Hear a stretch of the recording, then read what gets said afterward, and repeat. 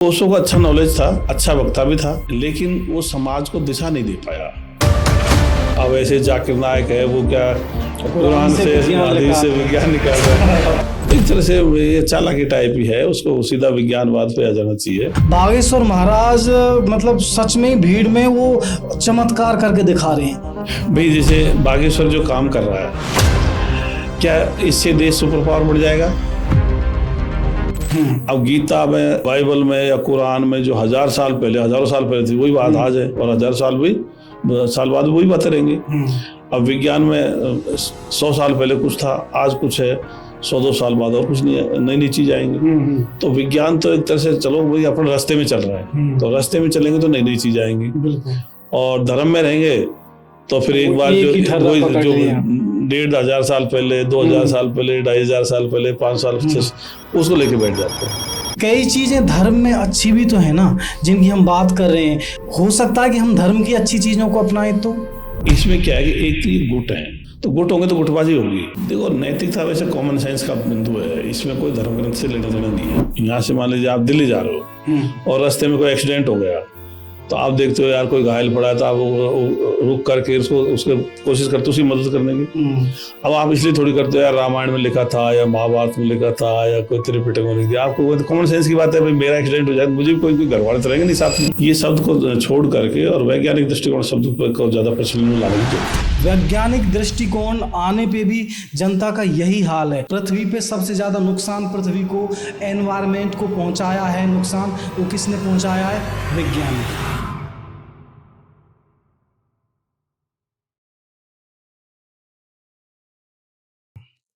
नमस्कार, पंचविद पांचाल पॉडकास्ट में आपका स्वागत है। इस एपिसोड में आज हमारे साथ हैं पूर्व आईपीएस अधिकारी किशन सहाय जी। किशन सहाय जी एक बड़े अफसर ही नहीं, बल्कि जातिवाद व अंधविश्वास के खिलाफ बोलने वाले तथा वैज्ञानिक दृष्टिकोण व नास्तिकता की पक्षधर देश की प्रमुख आवाज हैं। उनसे हमने इन विषयों के बारे में गहरी बातचीत की है और मुझे विश्वास है कि ये बातचीत आपको भी ज़रूर प्रभावित करेगी। आगे बढ़ने से पहले मैं आपसे एक रिक्वेस्ट करना चाहूँगा कि आप हमारा चैनल सब्सक्राइब ज़रूर कर लें, क्योंकि हम आपके लिए और भी ऐसे पॉडकास्ट लाते रहेंगे।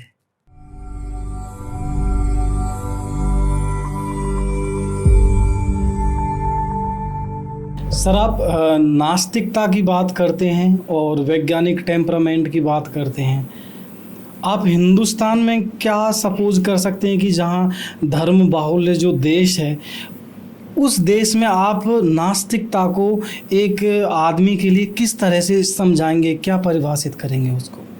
देखो, आस्तिकता नास्तिकता ये सब पुराने हैं, ये मतलब 2-4-5 हज़ार साल से चल रहे हैं। जो ईश्वर, अल्लाह, गॉड, वाहेगुरु जैसी शक्ति को मानते हैं और उनकी और दूसरी चीज़ों को मानते हैं, काल्पनिक चीज़ों को, वो तो हैं आस्तिक। और जो कहते हैं भाई ऐसी कोई चीज़ नहीं है, वो थे नास्तिक। अब इसमें एक नया शब्द आ गया, वैज्ञानिक दृष्टिकोण। ये वैज्ञानिक दृष्टिकोण शब्द पहले नहीं था, तो इसलिए अब नास्तिक जो लोग बनते हैं उनको बेसिकली बनना चाहिए वैज्ञानिक दृष्टिकोण पे, क्योंकि वो विज्ञान में जितनी खोज हुई है वो उसमें ऐड हो गई। आस्तिक नास्तिकता तो फिर सिर्फ तर्क के आधार पर आधारित थी, उसमें कोई वैज्ञानिक तथ्य नहीं थे। अब जो विज्ञान की में खोज हो गई, बहुत सारी चीज़ों की खोज हो चुकी है, तो उसके बाद फिर फैक्ट्स, तथ्य आ गए। अब वो तथ्य तो फिर वो तो प्रूव्ड है, तो इसलिए फिर अब अपन को जो लोग नास्तिक बन रहे हैं उनको वैज्ञानिक दृष्टिकोण का बनना चाहिए, और मैं तो अपने आप को वैज्ञानिक दृष्टिकोण का ही मानता हूँ। जो नास्तिकता का हमारे भारत में इतिहास है, वो चारवाक दर्शन से लेकर भगत सिंह तक, मैं नास्तिक क्यों हूँ तक, इतनी बड़ी हमारी समृद्ध विरासत रही है, लेकिन फिर भी भारत की उतनी नास्तिकता भारत में देखने को नहीं मिलती। ये सही है। इसमें हुआ क्या है कि एक्चुअल में जो लीडरशिप होती है देश प्रदेश की, तो उनका जो नेतृत्व जिस विचारधारा का होता है, आम जनता उधर साइड की हो जाती है। इसके बड़े उदाहरण हैं, जैसे मान लो रूस का उदाहरण है, फिर और ये रोमन साम्राज्य का उदाहरण है। रोमन साम्राज्य पहले क्या था कि वहाँ के लोकल धर्म था। हाँ। फिर वहाँ कॉन्स्टेंटाइन राजा आया 315 ईस्वी में, और उसने ईसाई धर्म को स्वीकार किया, और फिर वहाँ की जनता लगभग सब ईसाई हो गई, क्योंकि राजा जैसा होता है वैसे प्रजा हो जाती है। यही हाल मतलब रूस में था। वहाँ पे इस्लाम और ईसाई दोनों धर्म के लोग गए थे अपना प्रचार करने। और उनको मतलब वहाँ के राजा को अपने धर्म में दीक्षित करने के लिए, मतलब उनको शिक्षित करने के लिए। लेकिन उसने क्या, वहाँ के राजा ने ईसाई धर्म अपना लिया, तो वहाँ की जनता फिर ईसाई हो गई ज्यादातर। हाँ, इसी तरह जो ईरान है, यहाँ पर भी पहले सुन्नी थे, फिर बाद में वहाँ के कोई राजा था, उसने मतलब इसको अपना लिया था, शिया उसको पंथ को, तो फिर वो शिया बन गए। तो जो राजा होता है उसका असर पड़ता है। तो भारत में अधिकतर राजा क्या धार्मिक रहे, और जो नास्तिक लोग बाग थे वो सत्ता में नहीं आ पाए, वो कम संख्या में सत्ता में नहीं आए, तो जनता पर उनका ज्यादा असर पड़ा नहीं। तो अपनी बातों को प्रचार प्रसार तो करते रहे, पर वो उतना उनका असर नहीं पड़ा। भगत सिंह शायद लंबे समय तक जीवित रहता तो वो बदलाव आ सकता था, लेकिन चूंकि वो जल्दी उम्र में फिर शहीद हो गया, तो वो नहीं कर पाया। लेकिन अब चूंकि पूरे विश्व स्तर पे ये बात चल पड़ी, हालांकि लोग ज्यादातर ये वैज्ञानिक दृष्टिकोण शब्द को काम में नहीं लगे, नास्तिक शब्द को काम में ले रहे हैं, पर वो अब तो एक जैसा ही हो गया। पहले तो उनका बहुत फर्क था, क्योंकि नास्तिक का मतलब होता है प्रकृति अजरामर है, अपने हिसाब से चलती रहती है, हमको अपने जीवन को के ढंग से जी लो, इससे अपने कोई लेने देने नहीं प्रकृति की घटनाओं से। आस्तिक कहता है प्रकृति में जो भी घटनाएं घट रही है ईश्वर अल्लाह गॉड घटाता है, और वैज्ञानिक दृष्टिकोण कहता है प्रकृति में कोई भी घटना घटती है तो उसका कोई कोई कारण होता है। वैज्ञानिक दृष्टिकोण के लोग जिज्ञासु होते हैं, उसका कारण जानने का प्रयास करते हैं। तो वैज्ञानिक दृष्टिकोण दो चीज है, प्रकृति में कोई घटना घटी, वो कॉज इफेक्ट थ्योरी के हिसाब से घट रही है, कार्य कारण सिद्धांत से, और मनुष्य को जिज्ञासु होना चाहिए। तो इस तरह से अब ये शब्द को छोड़ करके और वैज्ञानिक दृष्टिकोण शब्द को ज्यादा प्रचलन में लाने की जरूरत है। आप वैज्ञानिक दृष्टिकोण का वो करते हैं, लेकिन जैसे चारवाक दर्शन में लिखा है कि नास्तिकता को कैसे होना चाहिए, कि उसमें कई कुछ श्लोक आते हैं जिनमें ऐसा, जिनका भावार्थ ये रहता है कि आप पे चाहे कर्जा हो जाए लेकिन पियो घी पी के जियो, इस लेवल का जीना है। और वैज्ञानिक दृष्टिकोण आने पे भी जनता का यही हाल है कि आज की जो पृथ्वी पे सबसे ज्यादा नुकसान पृथ्वी को, एनवायरमेंट को पहुंचाया है नुकसान, वो किसने पहुंचाया है? विज्ञान ने। आपने दो तीन बातें इसमें कह दी। एक तो चारवाक ने कहा भाई उधार लेकर भी घी पियो, मतलब उसका कहने वाला अच्छी जीवन को ढंग से जियो, दोबारा जीवन नहीं आएगा। तो ये बात सही है, जीवन को ढंग से जियो, अच्छी तरह से जियो। अपने भारत में क्या है, लोग बाग एक दूसरे के जीवन में इंटरफेरेंस ज्यादा करते हैं, मतलब दखलंदाजी करते हैं।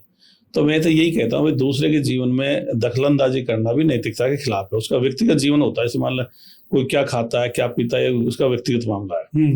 कोई क्या कपड़े पहनता है, वेशभूषा क्या है, उसका व्यक्तिगत मामला है। कोई किससे यारी दोस्ती करता है, उसका व्यक्तिगत मामला है। कोई किससे शादी विवाह करता है, उसका व्यक्तिगत मामला है। कोई किससे प्यार प्रेम करता है, उसका व्यक्तिगत मामला है। ऐसे व्यक्तिगत मामलों में अगर कोई दखलंदाजी करता है तो नैतिकता के खिलाफ है। तो एक तो है भाई जीवन को तो अच्छी तरह से जियो, मतलब उमंग पूर्वक जियो, हर्षोल्लास से इस जीवन को जीना है। मतलब कि अगले जन्म में कुछ होने वाला है, तो उसका थोड़ा मैं अलग सोचता हूँ कि अगला जन्म तो अपनी जो संतान होती है अपनी, वो अगला जन्म है अपना। माँ बाप पूर्व जन्म है और संतान पुनर्जन्म है। तो जैसे कहते हैं भाई पूर्व जन्म का फल मिलता है, तो अगर किसी के पिताजी ने कहीं मकान प्लाट ले लिया तो उसके बच्चों को मिलेगा, कर्जा कर लिया तो बच्चों को झेलना पड़ेगा, अगर माँ बाप ने अच्छी साख कमाई तो बच्चों को फायदा मिलेगा। तो ये पुनर्जन्म है, न कि मरने के बाद कुछ नहीं होता। तो मरने के बाद जिंदे जिंदे जो संतान हो जाते हैं वो पुनर्जन्म है, मरने पे नहीं होता। दूसरा आपने कहा भाई विज्ञान की खोज से मतलब काफी इसको एनवायरमेंट को नुकसान हुआ। देखो विज्ञान का मतलब तो है कि भाई प्रकृति का जो क्रमबद्ध ज्ञान है, हाँ, वो विज्ञान है। अब प्रकृति के रहस्य खोलना तो अच्छी बात है। अपन जैसे पहले बहुत सारी चीजों के बारे में जानते थे, सूर्य में क्या होता है, चंद्रमा में क्या होता है, पता लगा भाई इसमें फ्यूजन प्रक्रिया हो रही है, उससे सूर्य में मतलब ऊर्जा बन रही है। अपन जैसे मान लो सारे आप ये पॉडकास्ट करो, सारे जो आइटम है ये विज्ञान नहीं खोजेगी। वो जो सैटेलाइट चल रहे हैं, जियो स्टेशनरी सैटेलाइट है, वो विज्ञान की देन है, जिससे अपने सारे मोबाइल वगैरह चलते हैं। तो विज्ञान तो जरूरी है। अब अगर मान लीजिए कई कहते हैं हम नहीं खोजेंगे, क्यों, अकेला देश तो है नहीं। अब अपने अपने देश में अलग अलग निर्णय लेने के लोगों का हक है, वहाँ के सरकारें ले सकती है। अब कोई सरकार तो विज्ञान पे जा रही है और कोई सरकार कहते हैं हम तो पुराने हिसाब से जीवन जिएंगे। तो चूंकि वो अच्छे अच्छे हथियार भी विज्ञान से खोजे गए हैं, जैसे मिसाइल है, ड्रोन है और बहुत सारे और दूसरे हथियार हैं, राइफल वगैरह है, तो ये विज्ञान ने खोजे हैं। अगर कोई देश नहीं खोजेगा तो वो तो गुलाम बन जाएगा। तो इसलिए मतलब अपन को स्वतंत्र रहने के लिए भी विज्ञान की जरूरत है, नहीं तो स्वतंत्रता कोई छीन लेगा आपकी स्वतंत्रता। तो अच्छा, फिर इसमें मान लो कुछ नुकसान होते हैं, तो ये तो उपभोग तो करेगा। जैसे मान लो कोई बहुत चीजों का दोहन भी होगा, ये अब डीजल पेट्रोल का दोहन हो रहा है तो वो सारी मशीनरी चलेगी तो किसी न किसी उससे चलेगी, ऊर्जा का स्रोत तो चाहिए। तो अब उसमें बदलाव आ रहे हैं। जैसे मान लीजिए ज्यादातर सनलाइट से चलाने का प्रयास किया जा रहा है, विंड से किया जा रहा है। तो ऐसे और इसमें सुधार होते रहेंगे। जो आवश्यकता आविष्कार की जननी तो नई नई खोज आएंगी, तो विज्ञान में बहुत सारी चीजें होंगी। लेकिन अब कुछ मतलब ऐसा लगता है कि कुछ पर्यावरण को कुछ नुकसान होगा, तो इतनी जनसंख्या है तो पर्यावरण को तो कुछ नुकसान तो हो ही सकता है। नहीं, ये तो है, लेकिन जैसा हम देखते हैं भारतीय धर्मों में भी देखा जाता है खासकर कि जो हमारे पूर्वज थे वो जो अपने पर्यावरण की बहुत रक्षा करते थे। ऐसा आपके भी एक स्टेटमेंट में आया कि पुराने धर्म प्रकृति पूजक थे और उस तरह से, तो एक तरह से धर्म प्रकृति को बचाने के लिए तो आगे आ रहा है, लेकिन विज्ञान नहीं। देखो, मैंने तो ये कहा था प्रकृति को पूजने की जरूरत नहीं है। पहाड़ क्या जाने पूजने को, नदी क्या जाने पूजने को, पेड़ क्या समझे पूजने को, उनके संरक्षण की जरूरत होती है। हाँ, संरक्षण। तो संरक्षण तो करो, लेकिन अब आवश्यकता के हिसाब से मतलब विकास भी करना पड़ेगा, दोनों चीजों को बैलेंस करना पड़ेगा। अब मान लीजिए अपने जैसे मान लीजिए कई जगह बजरी की जरूरत पड़ती है, पत्थरों की जरूरत पड़ती है। अब इतने सारे पुल बन रहे हैं, सड़कें बन रही है, बहुत सारी चीजें, तो उनके लिए रॉ मटेरियल तो चाहिएगा। अब अपन को तो ऐसे फिर या तो फिर उसमें रह नहीं सकते, तो इसलिए दोनों चीजों का बैलेंस बनाना पड़ेगा। नहीं, बिल्कुल, ये तो है। कई बार आंदोलन भी हो जाते हैं कि पहाड़ क्यों तोड़े जा रहे हैं, क्या कई बार अरावली आंदोलन भी हुआ, और जबकि आसपास मैं देखता हूं कि ऐसा कोई घर नहीं है जिसमें अरावली का चूना मिट्टी नहीं लगा हो। ये सही कह रहे हो। लोग नींव तक जो चीज होती है तो उसमें जो गांव में जो ज्यादा पिलर वगैरह नहीं लगाते तो पत्थर का उपयोग करते हैं। कई जगह मतलब खारा पानी होता है तो उससे जो ईंट होती है वो खराब हो जाती है। तो इस तरह का प्रयोग तो हो रहा है, लेकिन अब ज्यादातर लोग ईंट का प्रयोग कर रहे हैं। वैसे तो ईंट तो मिट्टी से बनती है लेकिन प्रदूषण तो वो भी देती है। अब ईंट को पकाएंगे तो कुछ तो होगा, लेकिन अब इतना तो झेलना ही पड़ेगा। देखो, आपको आगे बढ़ना है तो ये सब चीज तो स्वीकार करनी पड़ेगी। बिल्कुल। अब मैं थोड़ी नैतिकता की बात करूंगा कि बिना धर्म के कई बार ये तो है कि नैतिकता का आधार धर्मों से निकल के आया है, क्योंकि हम में और एक जो जानवरों की प्रवृत्ति है उसमें यही अंतर है कि हमने कुछ समुदाय बना के कुछ नियम तय कर लिए, उसको धर्म का नाम दे दिया, तो धर्म से ही नैतिकता आई है। अगर धर्म नहीं होंगे तो नैतिकता वैज्ञानिकता के आधार पर कितनी टिक पाएगी? देखो, धर्म तो एक मतलब पैकेज होता है, उसमें बहुत सारी चीजें होती हैं। किसी धर्म प्रवर्तक या कोई और कोई जैसा अवतार पैगंबर, उसकी जीवनी होती है और उसके द्वारा कई भी बातें बहुत सारी होती हैं। कुछ अंधविश्वास वाली बातें होती हैं, कुछ लिंग वेदी वाली बातें होती है, उसमें तो बहुत सारी बातें होती है धर्म या मजहब में। लेकिन जो नैतिकता का स्रोत क्या है, शुरुआत में नैतिकता कहाँ से आई? नैतिकता का मतलब होता है इसमें एक दूसरे का सहयोग करना, सम्मान करना, ये भी नैतिकता की बात है। तो ये सहयोग सम्मान कहाँ से आया? ये आया है, दो तरह का संघर्ष होता है, तो इंटर स्पीसीज संघर्ष और एक इंट्रा स्पीसीज। तो इंटर स्पीसीज संघर्ष होता है मतलब आदमी का शेरों से संघर्ष हुआ, आदमी का मान लीजिए सांप से भी हो जाता है, मगरमच्छ से हो जाता है। तो दूसरे जैसे जीवों से जो आदमी का संघर्ष हुआ तो फिर आदमी एक दूसरे की मदद करेगा। अच्छा, ये आदमी में नहीं है, ये शेर वगैरह और जानवरों में भी है। जो शिकारी जानवर वो भी एक दूसरे की मदद करते हैं। जैसे टाइगर वगैरह थोड़े एकल रहते हैं, पर बहुत सारे शेर है और कई जानवर हैं वो एक दूसरे की मदद भी करते हैं। तो मदद तो मतलब एक दूसरे करना ये प्रकृति का अपने अस्तित्व को बचाने के लिए मदद की प्रवृत्ति आई है। क्योंकि ऐसे मान लो आदमी को कोई खा रहा शेर तो फिर दूसरा आदमी बैठे नहीं रह सकता, उसकी मदद में आगे आएगा। तो ये मदद में आगे आ गया, तो ये प्रवृत्ति मतलब चूंकि उसमें कहीं न कहीं इंटर स्पीसीज जो संघर्ष है तो अपने स्पीसीज का पक्ष लेगा। और जैसे शेर की कुत्ते की लड़ाई होती है तो कुत्ते अपना पक्ष लेते हैं, कुत्ते एक साथ हो जाते हैं, शेर एक साथ हो जाते हैं। तो ये उसी से आया है, ये जो इंटर स्पीसीज संघर्ष होता है उससे ये नैतिकता आई है। अब धीरे धीरे फिर सामूहिक रूप से रहते हैं तो एक दूसरे का सहयोग करना, सम्मान करना, ये नैतिकता वाली बातें हैं। तो ये इस तरह से पनपा, इसको ईश्वर लागौड़ से नहीं आया कि भाई ईश्वर लागौड़ से कोई मतलब उसने कोई उनको सजा दे देगा या अपन को कोई इनाम दे देगा इसलिए मेरे को वैसे रहना, ये सारी बातों में कोई दम नहीं है। ये दम नहीं है, लेकिन इंसान की एक प्रवृत्ति ऐसी भी है जिसमें वो हमेशा डोमिनेट करना चाहता है। चाहे आज के डेमोक्रेसी में भी वर्क सिस्टम को देख लो कि एक ऊपर का अधिकारी नीचे को डोमिनेट करता है, या आप समाज में देख लो, समाज में भी वही सिस्टम आ रहा है। हालांकि हमारे संविधान में समानता की चीज़ें और वो सारी चीज़ें लिखी हुई हैं, लेकिन फिर भी आदमी ऊपर नीचे कर रहा है। अगर हमारी जो रूढ़िवादी और परम कल्चरली तौर पे देखे जाए तो छुआछूत भी करता आ रहा है। तो ये इंसान का नेचर तो एक तरह से ये भी है कि अगर उसको बिना नियमों के छोड़ दिया जाए, बिना नैतिक नियमों के छोड़ दिया जाए, तो वो तो कुछ भी करने के लिए तैयार हो जाएगा अपना स्वार्थ के लिए, क्योंकि आदमी तो स्वार्थी आदमी है। पहला आपने कहा भाई आदमी मतलब डोमिनेट करना चाहता है, तो इसको अपन कहते हैं इंट्रा स्पेसीज मतलब स्ट्रगल, मतलब अंत जाति, मतलब जाति के अंत स्पेसीज, स्पेसीज मतलब आदमी की स्पेसीज में आता है, प्रजाति में आता है। तो प्रजाति में हर प्रजाति में वो डोमिनेट करेगा, लीडरशिप करना चाहता है, तो उसकी श्रेणी में आता है। लेकिन इसमें नैतिकता, अगर मान लो जैसे संविधान कुछ नैतिक चीजों को बता रहा है, कुछ नैतिक चीजें धर्म ने बताई है ना, इसकी नैतिक चीजों को तो लेना ही पड़ेगा ना कहीं से। अगर नहीं लेंगे तो वो आदमी कितना डोमिनेट करेगा। या उसको अब तो मान लो हम कह सकते हैं कि संविधान आ गया, लेकिन संविधान से पहले क्या था? आदमी को किस चीज से डराया जाए? आज की बराबर टेक्नोलॉजी भी नहीं थी, तो संविधान आदमी को किस चीज से डरा जाए? तो धर्म से डरा दिया कि भाई ऊपर देख लेना, यहाँ तो तू कर लेगा।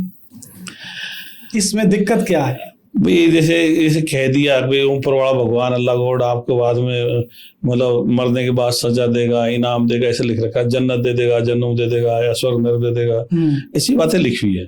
पर इन पे जो कहने वालों ने विश्वास नहीं किया, उन्होंने भी अपना राजतंत्र खड़ा किया। भाई उनको फिर राजा बनने की क्या जरूरत थी? मतलब उनको अपना साम्राज्य खड़ा करने की जरूरत नहीं थी। कहते भाई तो अपना भगवान सजा देगा, तो पुलिस प्रशासन, पुलिस की क्या जरूरत है? और दूसरे मिलिट्री चलो दूसरे देश से बचाती है, लेकिन जो अंदर आपस में लड़ाई झगड़े तो वे रहने दो, कोई बात नहीं। तो इसलिए वो कह तो दिया उन्होंने, पर वो राज्य की जब स्थापना करी तो फिर उसमें राज्य को ये पावर दे दी, वो सजा देगा, वो इनाम देगा, वही कुछ करेगा। इसमें क्या दोहरापन है, एक्चुअल में हिपोक्रेसी है। एक तरफ तो कह देंगे साहब भगवान अल्लाह गॉड सजा देगा, तो फिर एक तरफ कह देंगे भाई इसको सजा होनी चाहिए। तो फिर काय को रिपोर्ट, जो लोग ये मानते हैं कि भाई इसको ईश्वर अल्लाह गॉड सजा देगा, तो फिर उनको FIR दर्ज कराने के लिए नहीं जाना चाहिए लेकिन वो जा रहे हैं। तो इसका मतलब वो अभी इस चीज गहराई पे नहीं जा रहे, मतलब उसकी गहराई से समझेंगे, सोचेंगे यार ईश्वर गॉड को तो कोई मतलब कोई लेना देना ही नहीं है, ये तो सारा का सारा मतलब सिस्टम आदमी को बनाया हुआ है। आदमी एक दूसरे की मदद कर रहे हैं, आदमी एक दूसरे को नुकसान दे रहे हैं, तो इसलिए वो कह ही रखा है, पर उसका कोई मतलब उसको मानते भी नहीं है। जो कट रहे हैं वो भी ऐसे नहीं मानते, वो भी कानून की मतलब न्यायालय की या कानून की मदद लेते हैं। मैं जो अंधविश्वास वाली चीजें हैं, या स्वर्ग नर्क वाली हैं, या मतलब एक नॉर्मल अंधविश्वास की बात कर लेते हैं, वो तो ठीक है, लेकिन कई चीजें धर्म में अच्छी भी तो है ना, जिनकी हम बात कर रहे हैं। धर्म में दोनों चीजें हैं, हो सकता है कि हम धर्म की अच्छी चीजों को अपनाएं। तो नहीं, धर्म मजहब देखो, धर्म कह दो, मजहब कह दो, और धम्म कह दो, कई शब्द हैं। इसमें क्या है कि एक तो ये गुट है, मतलब इस्लाम का एक गुट होगा, हाँ गुट है, तो गुट होंगे तो गुटबाजी होगी। तो मानव सभ्यता को अपन को गुटों में रखना है। इस्लाम एक गुट हो गया, क्रिश्चियन एक गुट हो गया, बौद्ध एक गुट हो गया, जैन एक गुट हो गया, सिख एक गुट हो गया, यहूदी एक गुट हो गया, हिंदू एक गुट हो गया। अब गुट छोटा बड़ा हो सकता है, तो मानव सभ्यता को गुटों में बांटता है, एक तो धर्म मजहब, इसलिए अब गुटबाजी की जरूरत नहीं है। देशों का वही पर्याप्त है, जो देशों में बटा वही ठीक है, ये अलग से गुटबाजी कहाँ जरूरत पड़ रही है। और दूसरा क्या, जो लिंग भेदी वाली बात है, वो भी ये धर्म ग्रंथों में या मजहबी किताबों में लिख रखी है। अंधविश्वास वाली बातें सारी इसमें लिखी हुई हैं। ये धर्म या मजहब सोच को भी सीमित कर देते हैं। जैसे मान ले कोई बौद्ध धर्म का आदमी होगा तो बुद्ध की बातें करेगा, उसकी बात नहीं करेगा। कोई हिंदू धर्म का आदमी हो तो रामायण महाभारत वेद इसकी बात करेगा। कोई मुसलमान होगा तो वो कुरान हदीस या मोहम्मद की जीवनी की इनकी बातें करेगा। तो क्या वो सीमित हो जाते हैं, उनको क्या सबको मतलब साथ नहीं ले पाते, उन्हीं बातों को जीवन में उतारते हैं। मतलब उनके बाहर कोई ज्ञान होता है ना, उसके बारे में वो चर्चा ही नहीं करते, तो सीमित सोच के हो जाता है। दूसरा क्या, धर्म ने क्या एक तरह से उसको बांध देता है। जैसे मान लो जो एक बार जो चीजें हैं वही रहती है। अब गीता में या बाइबल में या कुरान में जो हजारों साल पहले थी वही बात आज है, और 1000 साल बाद वही बातें रहेंगी। अब विज्ञान में 100 साल पहले कुछ था, आज कुछ है, 100-200 साल बाद और कुछ नई नई चीज आएंगी। तो विज्ञान तो एक तरह से चलो वही अपने रास्ते में चल रहा है, तो रास्ते में चलेंगे तो नई नई चीज आएंगी। और धर्म में रहेंगे तो फिर एक बार जो 1,500 साल पहले, 2,000 साल पहले, 2,500 साल पहले, 5 साल उसको लेके बैठ जाते हैं। बिल्कुल सर, ये तो मैं भी मानता हूँ कि धर्म में देखो हैं कुछ अच्छी चीज हैं, नैतिकता देती हैं, सारी चीजें देती हैं, या लेकिन उन नैतिकता और उनके बीच में उनके साथ कुछ पुरानी रूढ़ियां जुड़ी हुई हैं। अब आदमी सिमिलर उन पे विश्वास करता है। देखो नैतिकता वैसे कॉमन सेंस का बिंदु है, इसमें कोई धर्म ग्रंथ से लेना देना नहीं है। जैसे मान लीजिए आप रास्ते में जा रहे हो, यहाँ से मान लीजिए आप दिल्ली जा रहे हो और रास्ते में कोई एक्सीडेंट हो गया, तो आप देखते हो यार कोई घायल पड़ा है, तो आप रुक करके उसके कोशिश करते हो उसकी मदद करने की। अब आप इसलिए थोड़ी करते हो यार रामायण में लिखा था या महाभारत में लिखा था या कोई त्रिपिटक में लिख दिया। आपको कॉमन सेंस की बात है, भाई मेरा एक्सीडेंट हो जाए मुझे भी कोई घर वाले तो रहेंगे नहीं साथ में, तो संभालेंगे। तो ये कॉमन सेंस का बिंदु है। अच्छा, आप जैसे अपने भाई से अच्छे रहते हो, वो इसलिए नहीं रहते हो कि यार वो राम लक्ष्मण से ठीक रहा था इसलिए मैं इससे ठीक रहूंगा। ये तो आपका ब्लड रिलेशन वैसे ही लगाव रहता है। या दूसरे धर्म में मान लीजिए और रहते तो वो भी इस तरह से, मतलब उनका कोई ये मतलब जो आदिवासी समुदाय है जहाँ कोई भी धर्म या मजहब नहीं पहुंचा, वो भी भाई भाई ठीक रहते हैं। बिल्कुल। तो ये तो कॉमन सेंस की सी बात है। लेकिन इन धर्मों की जो और चीजें हैं वो आपने जैसे मान लीजिए इस्लाम में एक तरफ मोमिन हो गए, दूसरी तरफ काफिर मुशरिक या वो हो गए, तो उसने मानव सभ्यता को 2 भागों में बांट रखा है। हिंदू में जैसे मान लीजिए 4 वर्ण कर दिए, ब्राह्मण क्षत्रिय वैश्य 4 भागों में बांट दिया। और क्रिश्चियन में जी के बाद दलित भी शामिल हो गया, अलग करना चाहा। हाँ, क्रिश्चियन में भी जैसे भाई जो क्रिश्चियन को मानते हैं वो एक गुट है, जो नहीं मानते वो सब अलग हो गए। तो इस तरह से इन्होंने क्या मानव सभ्यता में मतलब एक तरह से वो करके फिर उसमें ऐसे इतना सही नहीं है, फिर उनके लिए और बातें भी हैं। जैसे मान लीजिए शूद्र हो गया तो शूद्र के लिए बहुत सारे ऐसे मानवीय बातें लिखी हुई है। इसी तरह से मान लो काफिर या मुशरिक हो गया तो उसके लिए उनके खिलाफ काफी बातें उसमें लिखी हुई है, उनके खिलाफ संघर्ष करने की बात है उनको, और मतलब बहुत सारी बातें उसमें लिखी हुई है। तो इसलिए मतलब इन धर्मों में बहुत सारी जैसे मान लीजिए कोई ये भी लिख दिया कोई इसकी कोई धर्म ग्रंथ या मजहबी किताब की बेअदबी भी कर दी तो उसको मार देते हैं, तो ये लोग धर्म या कोई जानवर के लिए मार देते हैं। तो इस तरह से ये धर्म ग्रंथों से आदमी क्या अलग तरह के उसमें आता है। तो वो मतलब फिर उसको क्या पैकेज ग्रुप में आता है। आप धर्म मतलब 1-2 बातें अच्छी दिखा के आगे ये लोग समानता सारी एक साथ आती है, फिर उसके बाद पीछे वो पूरा पैकेज आता है। फिर आप किसी के अधीन टाइप हो जाते हो, जो उस धर्म का जो कोई बड़ा लीडर होगा उसके आप अधीन हो गए, तो फिर उससे आप स्वतंत्र सोच भी विकसित नहीं हो पाती। तो इसलिए कई बहुत सारे कारण है कि परंपरागत धर्मों की या मजहबों की कोई जरूरत नहीं है। इसी का यही कारण है कि जो ढोंग या हिपोक्रेसी शब्द आया वो मुझे लगता है पॉलिटिकल विज्ञान से पहले धर्म में आया, ढोंग करना। हाँ, अभी आगे होगा तो मतलब कहने का मतलब उसमें कोई जरूरत नहीं है। हाँ। जैसे कोई आदमी सुबह से लेकर शाम तक कोई धार्मिक या मजहबी गतिविधि नहीं करे या सप्ताह भर नहीं करे, महीना भर तक नहीं करे, साल भर तक नहीं करे, तो उसके जीवन में कोई फर्क नहीं पड़ रहा। ये तो एक्स्ट्रा लगेज बैगेज हैं जो आदमी के दिमाग पे लटकाए जाते हैं। अब किसी आदमी के 10 लगेज बैगेज लटका तो दौड़ ही नहीं पाएगा। ऐसे ही ये धर्म ग्रंथों में या मजहबी किताबों के जो लगेज बैगेज दिमाग में डल जाते हैं, तो कभी किसी से डरेगा, कभी उस ग्रंथ में ये से लिख दिया, उस मजहबी किताब में ये लिख दिया, कोई क्या अंधविश्वास लेके बैठे हैं, कोई कह देगा भूत प्रेत होते हैं वो ये कर देते हैं, कोई कहता है जिन होता है लात मार देता है, पद देता है। तो कुछ ऐसी बातें हैं जो हंसी आती है, जो कोई चीजों का अस्तित्व ही नहीं है। बिल्कुल। लेकिन सर इन सब के बीच अगर हम इन चीजों को भी छोड़ दें, ह्यूमन नेचर और वो सारी चीजें, नैतिकता वगैरह, एक चीज मुख्य तौर पे आती है आस्था, और उस आस्था के आगे आता कुछ आगे चलेंगे तो होप।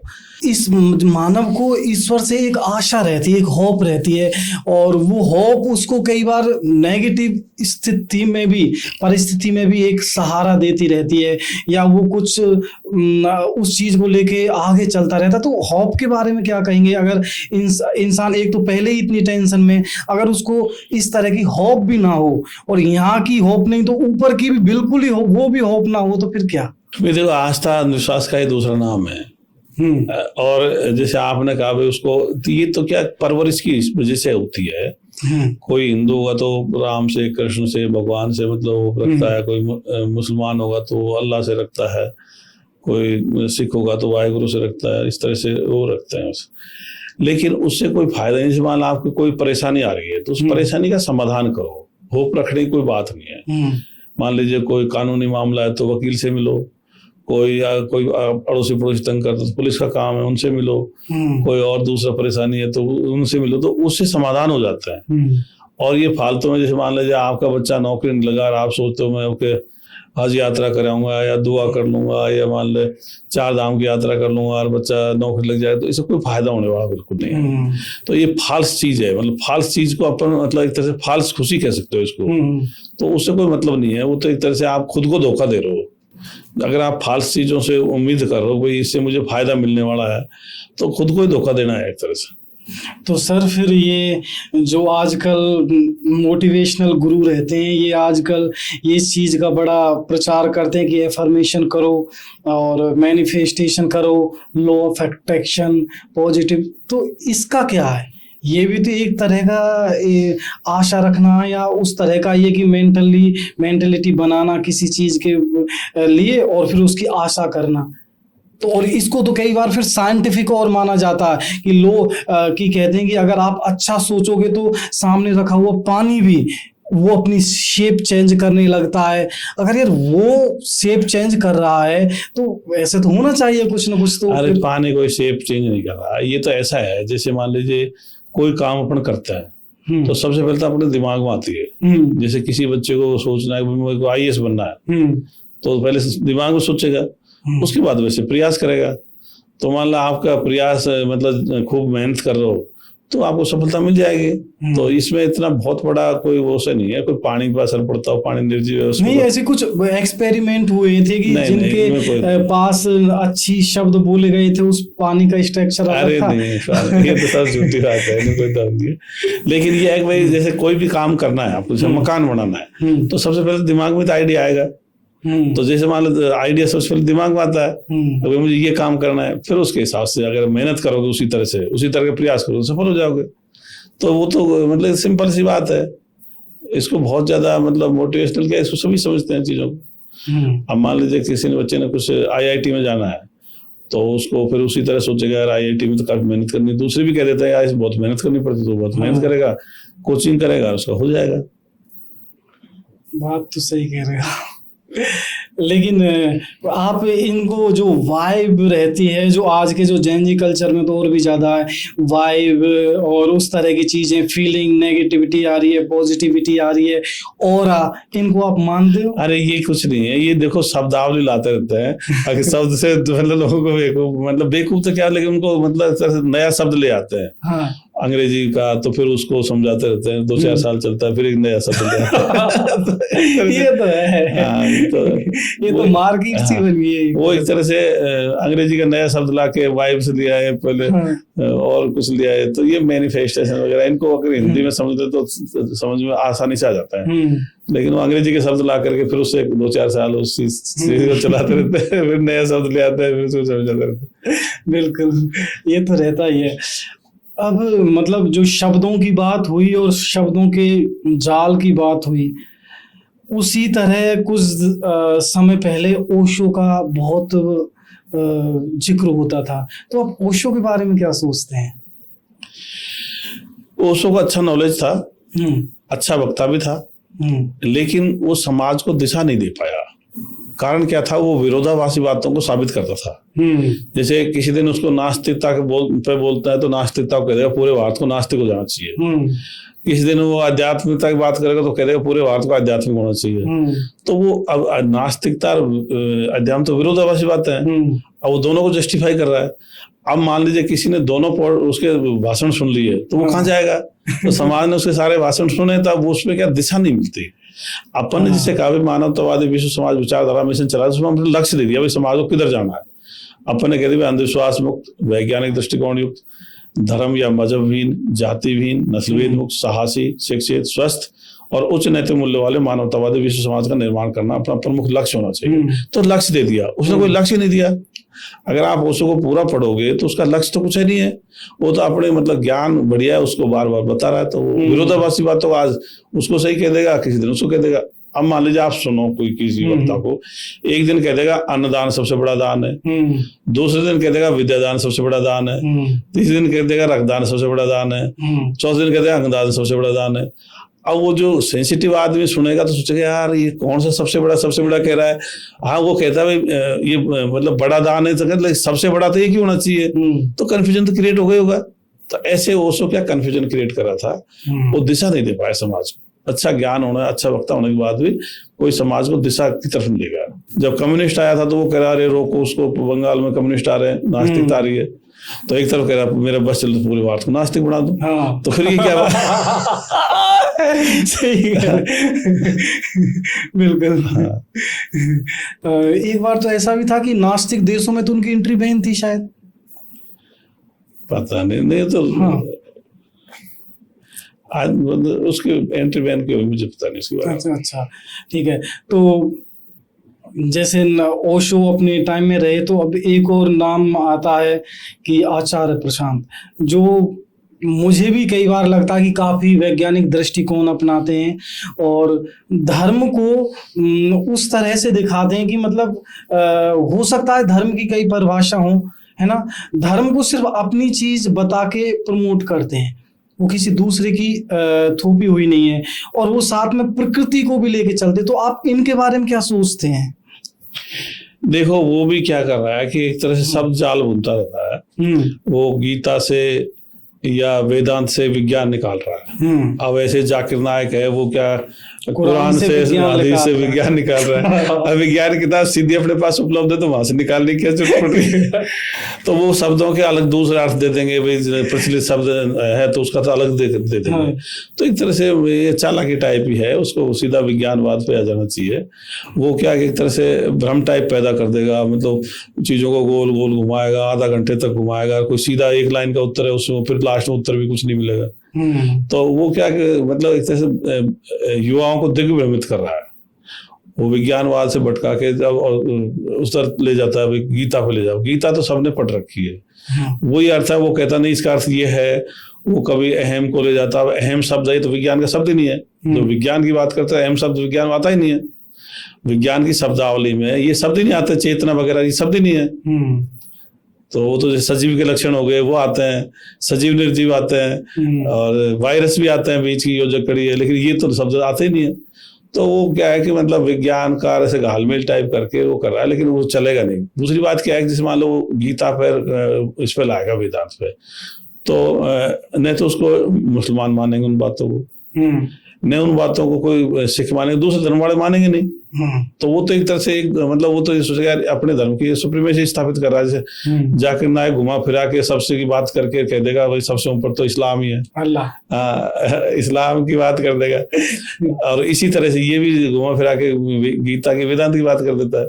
तो ये अंधविश्वास वाली बातें ही हैं, इनमें कोई दम नहीं है। सीधा विज्ञान की बात इसको करनी चाहिए और इसको वैज्ञानिक दृष्टिकोण अपनाना चाहिए। लेकिन किसी को भी डायरेक्ट वैज्ञानिक बातें और वो सारी चीजें हजम ही नहीं होती, या एक तबका है जो इतने दिनों से हिंदू तबके की बात कर लेते तो जो इतने दिनों से धर्म में नर्चर हुआ है, उसको हम विज्ञान डायरेक्ट दें तो मतलब कैसे?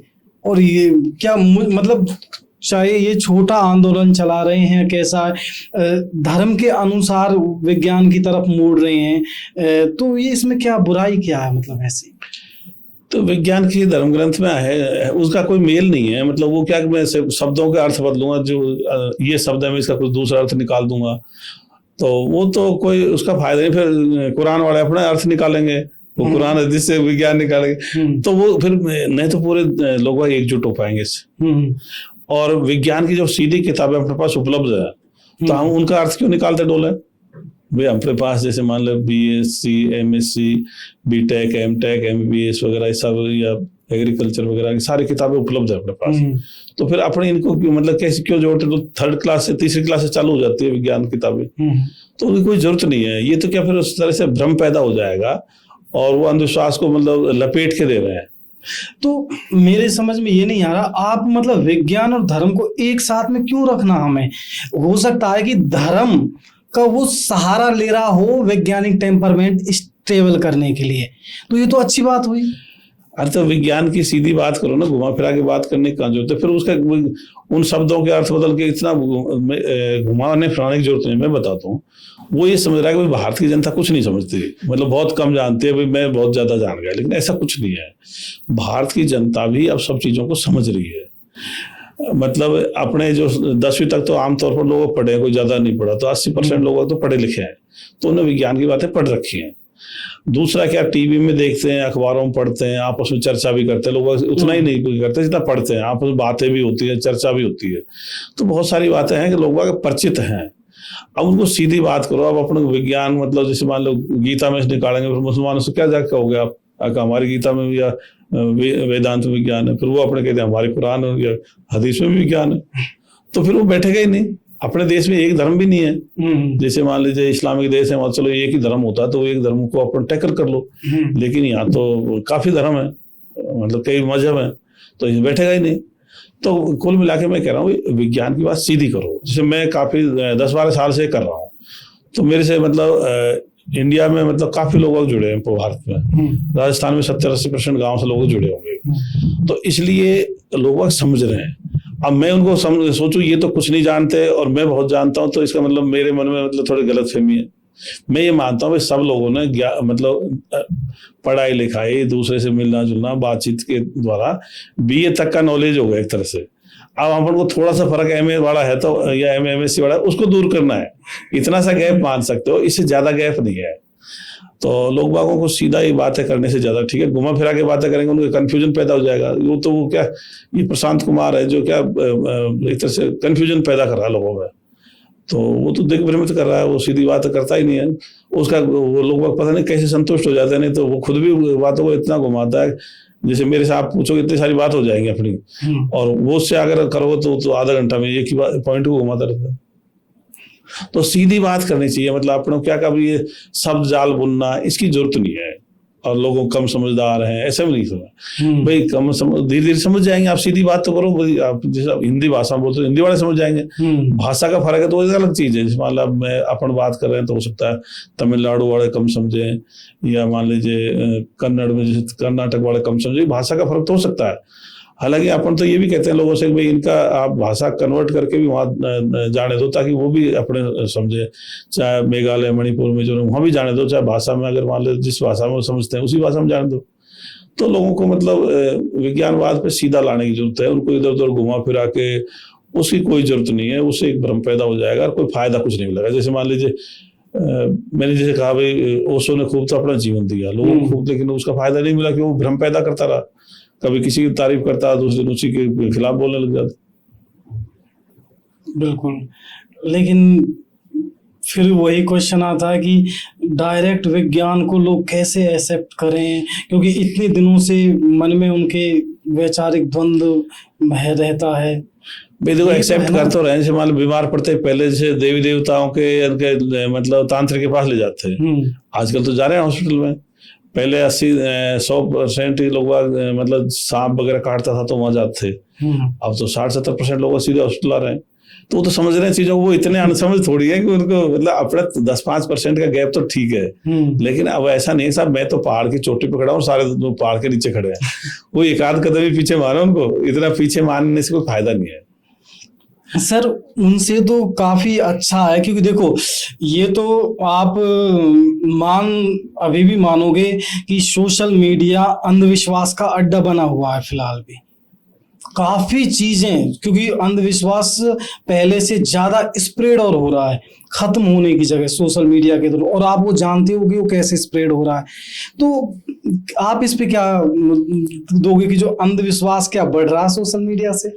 देखो मैंने पहले बताया था, अंधविश्वास किसी देश में इसलिए बढ़ता है कि अगर लीडरशिप अंधविश्वासी होगी तो बढ़ जाएगा। अब चूंकि अपने जैसे प्रधानमंत्री जी हैं वो वैज्ञानिक दृष्टिकोण के नहीं है, वो मतलब अंधविश्वासी हैं, वो सभी धर्मों को मानते हैं, वो हिंदू को भी कभी हिंदू धर्म को काफी फॉलो करते ही हैं, लेकिन इस्लाम के लिए भी वो करते हैं। एक बार वो कलकत्ता गए थे और वो भाषण दे रहे थे, तो वहाँ नमाज वगैरह अजान वगैरह पड़ी थी, तो नमाज वगैरह कुछ चालू हुई थी, तो वो 5-7 मिनट उन्होंने भाषण रोक दिया और भाषण रोक के बोलते हैं कि यार हमको दूसरे धर्म की भी इज्जत करनी चाहिए। अब मैं बता दूं, मैं एक बार इधर गया था, केशवराय पाटन गया था बूंदी में। तो मैं भाषण दे रहा था, तो भाषण के दौरान वहाँ मतलब 100-150 आदमी होंगे, तो उनमें 20-30 मुसलमान भी थे। तो वहाँ भी अजान पड़ गई थी, 5-5 बजे का टाइम था। तो मेरे से उन लोगों ने कहा, साहब ये अजान पड़ गई, आप थोड़ी देर रुक जाओ। मैंने कहा भाई अपन किसी को मानते नहीं, अपन नहीं रुकेंगे। तो मैं रुका नहीं। फिर उसी दिन फिर 7 बजे गाँव में चला गया, तो अपना प्रोग्राम मीटिंग थी वो वहाँ मंदिर में थी। तो 7-1 बजे फिर वो मंदिर में भी वो आरती वगैरह घंटी बजी, तो अपन वहाँ भी नहीं रुके। तो वैज्ञानिक दृष्टिकोण का आदमी तो क्या किसी को नहीं मानता, और धार्मिक आदमी अपने धर्म को मानेगा, दूसरे की इज्जत करता डोलेगा। अब प्रधानमंत्री जी जैसे ये उर्स में अजमेर में दरगाह है, इसके भी चादर भेजते हैं। तो वो क्या, वो सबको मतलब राजी करते डोलते हैं, वो वैज्ञानिक दृष्टिकोण के नहीं है। तो उनको वैज्ञानिक दृष्टिकोण अपनाना चाहिए। अगर प्रधानमंत्री जी अपना लेते हैं तो पूरे देश में बड़ा फर्क आएगा इसका। बिल्कुल। एक बात ये कि अब धार्मिकता की हम नेगेटिविटी के तो कई जानते हैं, अंधविश्वासों के बारे में जानते हैं। जैसे अनुरुद्धाचार्य जी हैं, और आप प्रेमानंद जी के बारे में भी बोले हो, उसके कई चीज़ें वायरल आपकी देखी गई हैं। तो सर इनका ये एक चीज़ तो रहती है कि ये कई चीज़ें अच्छी भी करते हैं। इन्होंने अनाथालय खोल रखे हैं, और कई चीज़ें इनकी रसोइयाँ चलती हैं। तो इस तरह की कई अच्छी कामों में भी ये सारी चीज़ें ये रखते हैं, चाहे धर्म के नाम पर कर रहे हों। तो कुछ तो ये अच्छा कर रहे हैं, क्या हमको इनकी इस बात को हाईलाइट नहीं करना चाहिए? भाई जी, ये जो परोपकार का काम कर रहे हैं उनके लिए इनको धन्यवाद, इनको शाबाशी। लेकिन जो अंधविश्वास फैला रहे हैं वो अपने देश के लिए ज्यादा घातक है। चाहे अनिरुद्धाचार्य हो, चाहे प्रेमानंद हो, चाहे जाकिर नायक हो, चाहे समाइल नदवी हो, चाहे और कोई से भी हो, और धर्म वाले भी हो, चाहे सिख वाले हो, चाहे जैन वाले हो, चाहे कोई से धर्म वाले हो, बौद्ध वाले हो। तो जो अंधविश्वास फैला रहे हैं वो गलत है। अब मैं आपसे एक सवाल करूं, जैसे मान लीजिए ये काम कर रहे हैं, ये हजारों साल से देश में चल रहा है, लेकिन अपना देश अगर सुपर पावर बनेगा तो वैज्ञानिक दृष्टिकोण विज्ञानवाद से बनेगा या इन कामों से बनेगा?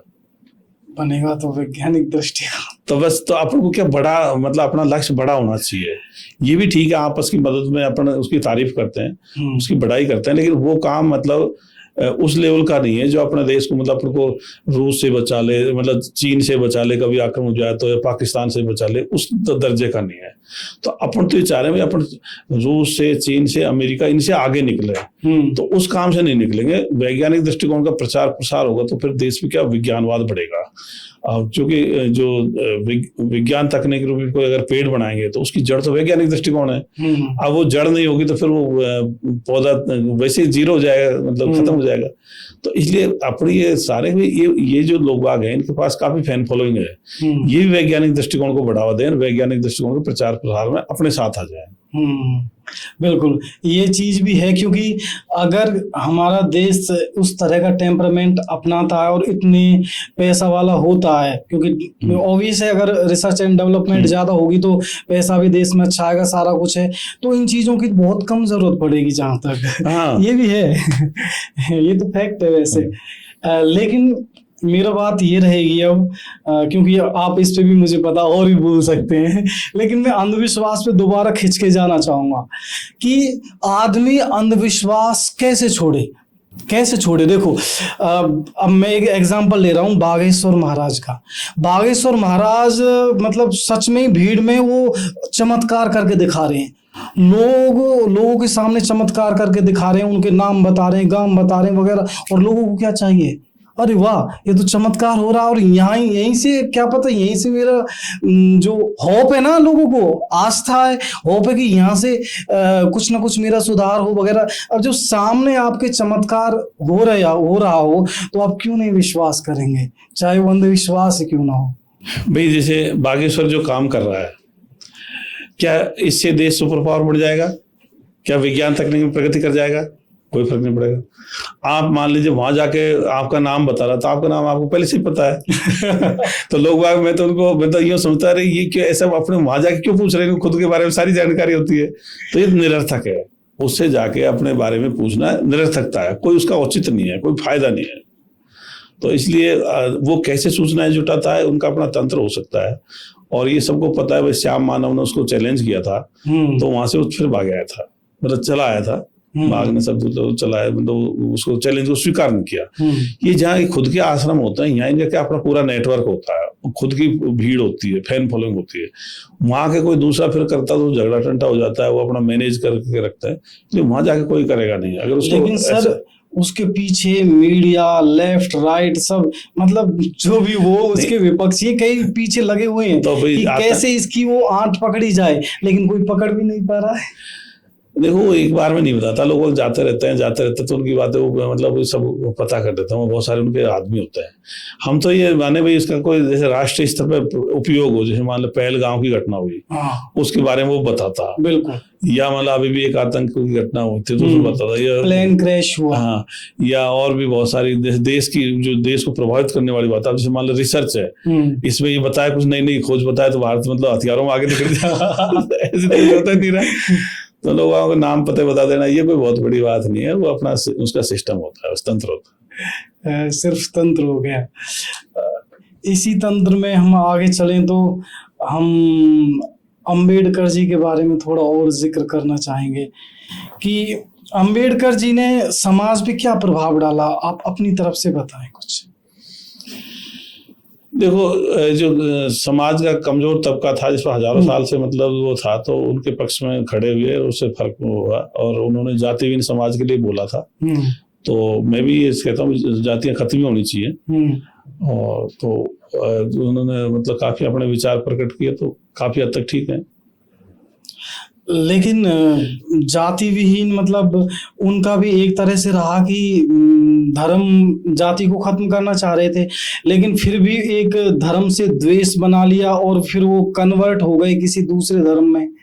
तो इसका मतलब वो जो चीज उनको देनी चाहिए थी ना, तो वो जाति को ही मिटा पाए और फिर लास्ट में नहीं मिटा पाए तो कन्वर्ट ही कर लिया। तो इसका क्या सेंस बनता है? मतलब धर्म बदलने की जरूरत नहीं, धर्म छोड़ने की जरूरत थी। एक्चुअल में धर्म बदलने की जरूरत नहीं थी भाई। आप जैसे मान लो हिंदू, मुस्लिम, सिख, ईसाई, जैन, बौद्ध, पारसी, तो किसी धर्म की जरूरत नहीं है। वो धर्म एक गुट हो जाता है। फिर आप जैसे मान लो कोई गुट में शामिल हो गए, फिर उस गुट में ही सुधार करो। अब हिंदू बन करके मैं मान लीजिए इस्लाम में सुधार की बात करूँ तो मेरी बात को तवज्जो नहीं देंगे। अब बौद्ध बन के मैं कहूंगा हिंदुओं में सुधार करूंगा तो फिर वो तवज्जो नहीं मिलेगी। हाँ, ये तो वो एक गुट में चले गया। अपन को तो गुटों से ऊपर रहना चाहिए। ये सब धर्म गुट है और अपन को इनके ऊपर रहना है। तो इसलिए धर्म बदलने की उस समय जरूरत नहीं थी, धर्म छोड़ देने की जरूरत थी। तो इसका मतलब जो अंबेडकर जी ने जो तकनीक अपनाई वो बिल्कुल भी निरर्थक थी। हाँ, उसकी जरूरत नहीं है। मतलब धर्मों की कोई जरूरत नहीं जो अपने फिर उसको डिफेंड करो उस धर्म को। अब जैसे अपन को पता है चीन में कोई धर्म नहीं है, तो वो तो आगे बढ़ गया। 44 टेक्नोलॉजी है वर्ल्ड में, उसमें 37 से पहले स्थान पा गया। रूस में कोई धर्म नहीं है, रूस ने मतलब ओरिजिनल रिसर्च रूस ने काफी करी है, तो इसलिए इनकी जरूरत ही नहीं है। अब वो समय वो किसी भी तरह अगर आप धर्म से जुड़ गए तो फिर एक गुट में शामिल हो गए। लेकिन सर एक आप जैसे चीन का एग्जांपल, वैसे मैं इस पे आगे बात करता, पर चीन और जैसे रशिया, इनका तो ये भी रहा, इनका इतिहास समाज को और कुछ तबकों को बहुत दबाने का रहा है, जो अपनी जनता को कितना खूनी क्रांतियां हुई है इसमें लेफ्ट की वजह से। ये भी तो है, नास्तिकता की वजह से। नहीं, ऐसे कोई खूनी क्रांति का क्या, तो सरकार बदल मतलब उस सोच के लोग सत्ता में आ गए, तो इतना कोई खूनी क्रांति का तो ज्यादा नहीं आता। पर वो सत्ता में आने के लिए जो भी अगर उनको संगठन बनाया, संगठन के बाद उन्होंने कम्युनिस्ट पार्टी बनाई, तो उसके हिसाब से आगे। अब जैसे मान लीजिए चीन में भाई कहते हैं साहब उइगुर मुसलमान है, तो उनके मस्जिदों को कह रहे हैं भाई की जरूरत नहीं है। वो कहते हैं भी कोई अल्लाह जैसा कुछ नहीं होता, जन्नत जन्म जैसा कुछ नहीं होता, तो ये इसकी जैसे दाढ़ी पर रखने की जरूरत नहीं है, रोजे रखने की जरूरत नहीं है, और जो हिजाब वगैरह जो पहनते हैं इनकी कोई जरूरत नहीं है। मतलब और तो इसी में तो यही कि एक तो फ्री विल और मानवता दोनों ही मारी गई हैं। तो नास्तिकता के चक्कर में फ्री विल और मानवता दोनों ही मारी गई। वो फ्री विल नहीं है, वो अंधविश्वास है। अंधविश्वास को तो फायदा क्या है उसको, अगर मान लो रखते भी रहेंगे तो उससे फायदा क्या मिल रहा है? अब भारत में हजारों साल से ये धर्म चल रहा है, अंधविश्वास चल रहा है, इससे फायदा क्या हो रहा है? मतलब वो अपन को क्या परवरिश में मिल गया, जो भी धर्म वजह परवरिश में मिल गया, और अपन ने उसको छाती से चिपका लिया। तो चिपका तो लिया, लेकिन उससे फायदा क्या हो रहा है? तो नुकसान वाली चीज है। तो वो शुरुआत में बुरा लगता है, लेकिन धीरे धीरे समझ आती है, जो लोग खुद छोड़ेंगे इसको। अब वही तो सर, यहाँ तो थोड़े से ही चेंज करने में तो जनता सड़कों पे उतर जाती है। वो क्या यूजीसी ला रहे हैं और क्या क्या वो समान नागरिक संहिता आने वाली थी, सब पे इतने विरोध हो रहे हैं। आप नास्तिकता की बात कर रहे हो इस देश में। देखो, समान नागरिक संहिता भी जब भी आएगी जो धर्मों को खत्म करेंगे, मतलब अपन धर्म मजहबों को लेकर के समान नागरिक संहिता का बैठेगा नहीं, तो धर्म मजहब को छोड़ना है। तो अपन ये भी अपन कहते हैं भाई, जो संविधान में जो धर्मनिरपेक्षता लिख रखी है, धर्मनिरपेक्ष राष्ट्र, उसके बजाय अपन को कहना चाहिए विज्ञानवादी राष्ट्र बनाना है इसको। अब धर्मनिरपेक्ष नहीं, अब इसको विज्ञानवादी राष्ट्र बनाएंगे। तब यूजीसी जो थे ना, वो यूनिवर्सल सिविल कोड, वो भी आ जाएगा उसमें। मतलब ज्यादा इतना जोर नहीं आएगा। जब धर्म मजहब होंगे नहीं तो फिर लोग उनके चिपकेंगे नहीं, तो वो आसानी से आ जाएगा। और रही बात आपने जैसे ये इसका बिल के लिए बोला था अभी, जो लड़कों में आपस में जो था, हाँ ये तो अलग है थोड़ा, पर हाँ आ उसी में रहा है, ये थोड़ा भी ऊपर नीचे हो रहा है। तो इसको समझने की जरूरत है भाई। अपन को देखो धीरे धीरे अगर अपन यही कहते हैं जातिहीन समाज बनाओ, तो इनकी जरूरत नहीं पड़ेगी। अब जाति को खत्म करने के लिए प्रयास करने की जरूरत है। अगर ये जाति खत्म हो जाए तो SC/ST एक्ट भी हट जाएगा, जो जातिगत आरक्षण है वो भी हट जाएगा। और ये जैसे यूजीसी बिल लाए, इसकी भी जरूरत नहीं पड़ेगी जो कॉलेज के लिए लाए। तो इसका सबका आधार तो जाति व्यवस्था ही है। अब हम जाति व्यवस्था को तो कुछ भी नहीं छुए और चीजों को करेंगे तो बैठेगा नहीं। इसलिए इसका अगर जड़ पे प्रहार करना है आपको, जड़ इसकी क्या है? जाति प्रथा है। आरक्षण को मान ले, वैसे जो EWS का आरक्षण तो आर्थिक आधार पर है, उसमें कुछ जाति का भी आधार है, वही कुछ जातियों के है। लेकिन और जैसे मतलब SC/ST OBC और ये है, तो इस सब का आधार तो जाति प्रथा है। अब जाति प्रथा को तो अपने छुए नहीं, और फिर कहेगा इसको खत्म कर दो, बैठे वो प्रयास भले ही कर लो, लेकिन वो चलेगा नहीं। उसे वो प्रयास तो जब भी सफल होगा जब हम जाति प्रथा को धीरे धीरे खत्म करें। और मैं तो सभी युवाओं से कहता हूँ भाई, आप जैसे कॉलेज में पढ़ते हो, स्कूल में पढ़ते हो, आपके दोस्त सब जाति के बच्चे हो सकते हैं, उससे किसी से आपके सिद्धांत मिल जाता है। तो आपके दोस्त तो आपको सब जाति के ठीक लगते हैं, फिर दूसरे क्यों ऐसा लगता है? तो हमारे जो परिचित होते हैं, जब तक हम कहते हैं यार ये तो अच्छा आदमी है, लेकिन जो अब अपरिचित है उसी जाति को, उनको अपन खराब मान लेते हैं। तो असली में तो अच्छे बुरे सब जातियों में है, अच्छे भी सब जातियों में, खराब लोगों की सब जातियों में, सभी धर्मों में अच्छे आदमी, सभी धर्मों में खराब है। तो हमको तो ये जरूरत ही है कि अच्छे लोगों को उभारना है, और जो बेईमान प्रवृत्ति के लोग हैं उनको थोड़ा मतलब उनको ज्यादा मौके नहीं देना चाहिए। तो पहले ऐसा करते, चाइना और नास्तिकता पे बात करें, जो जाति व्यवस्था का एक बार बताएं हमें कि ये जाति व्यवस्था ये मतलब कब शुरू हुई? जो भारतीय समाज की जो व्यवस्था है, जाति व्यवस्था, ये क्यों शुरू हुई और मतलब क्या कारण रहे इसके, और इसमें क्या किसी तबके को सच में नुकसान हुआ, किसी को फायदा हुआ? भाई ये कब से शुरू हुआ, ये तो मतलब अपन जैसे इतिहास में भी देखते हैं और साहित्य में पढ़ते हैं। जैसे साहित्य में अपन देखते हैं, जैसे मान ले हरिश्चंद्र था, उस समय भी उसका उल्लेख आता है भाई, वो मतलब कालू वाल्मीकि के वहाँ बिका था, तो वहाँ भी आता है। महाभारत में भी ऐसे उल्लेख आता है, जैसे द्रौपदी सूतपुत्र को मना कर देती है, और कई मतलब एकलव्य को भी शिक्षा देने से मना कर दिया। और रामायण में भी मतलब जातियों का उल्लेख आता है। पर ये कब से शुरू, मतलब इतिहास में भी है, साहित्य में भी है। अब लेकिन ये कब से शुरू हुई है तो बड़ा वैसा विषय, लेकिन मैं उस पर ज्यादा नहीं जाता। मैं ये सोचता हूँ कि समस्या वर्तमान में भी है, तो हमको उस पर बहुत ज्यादा जोर देने के, वर्तमान में ये चीजें हैं तो इसको अपन को खत्म करना है।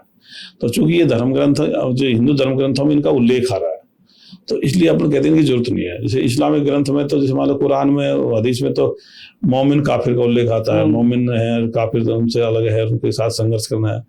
और हिंदू धर्म में जाति प्रथा में बटा हुआ है। तो हमको सभी की जरूरत है, इनकी जरूरत नहीं है, इनको सबको ही खत्म करना है।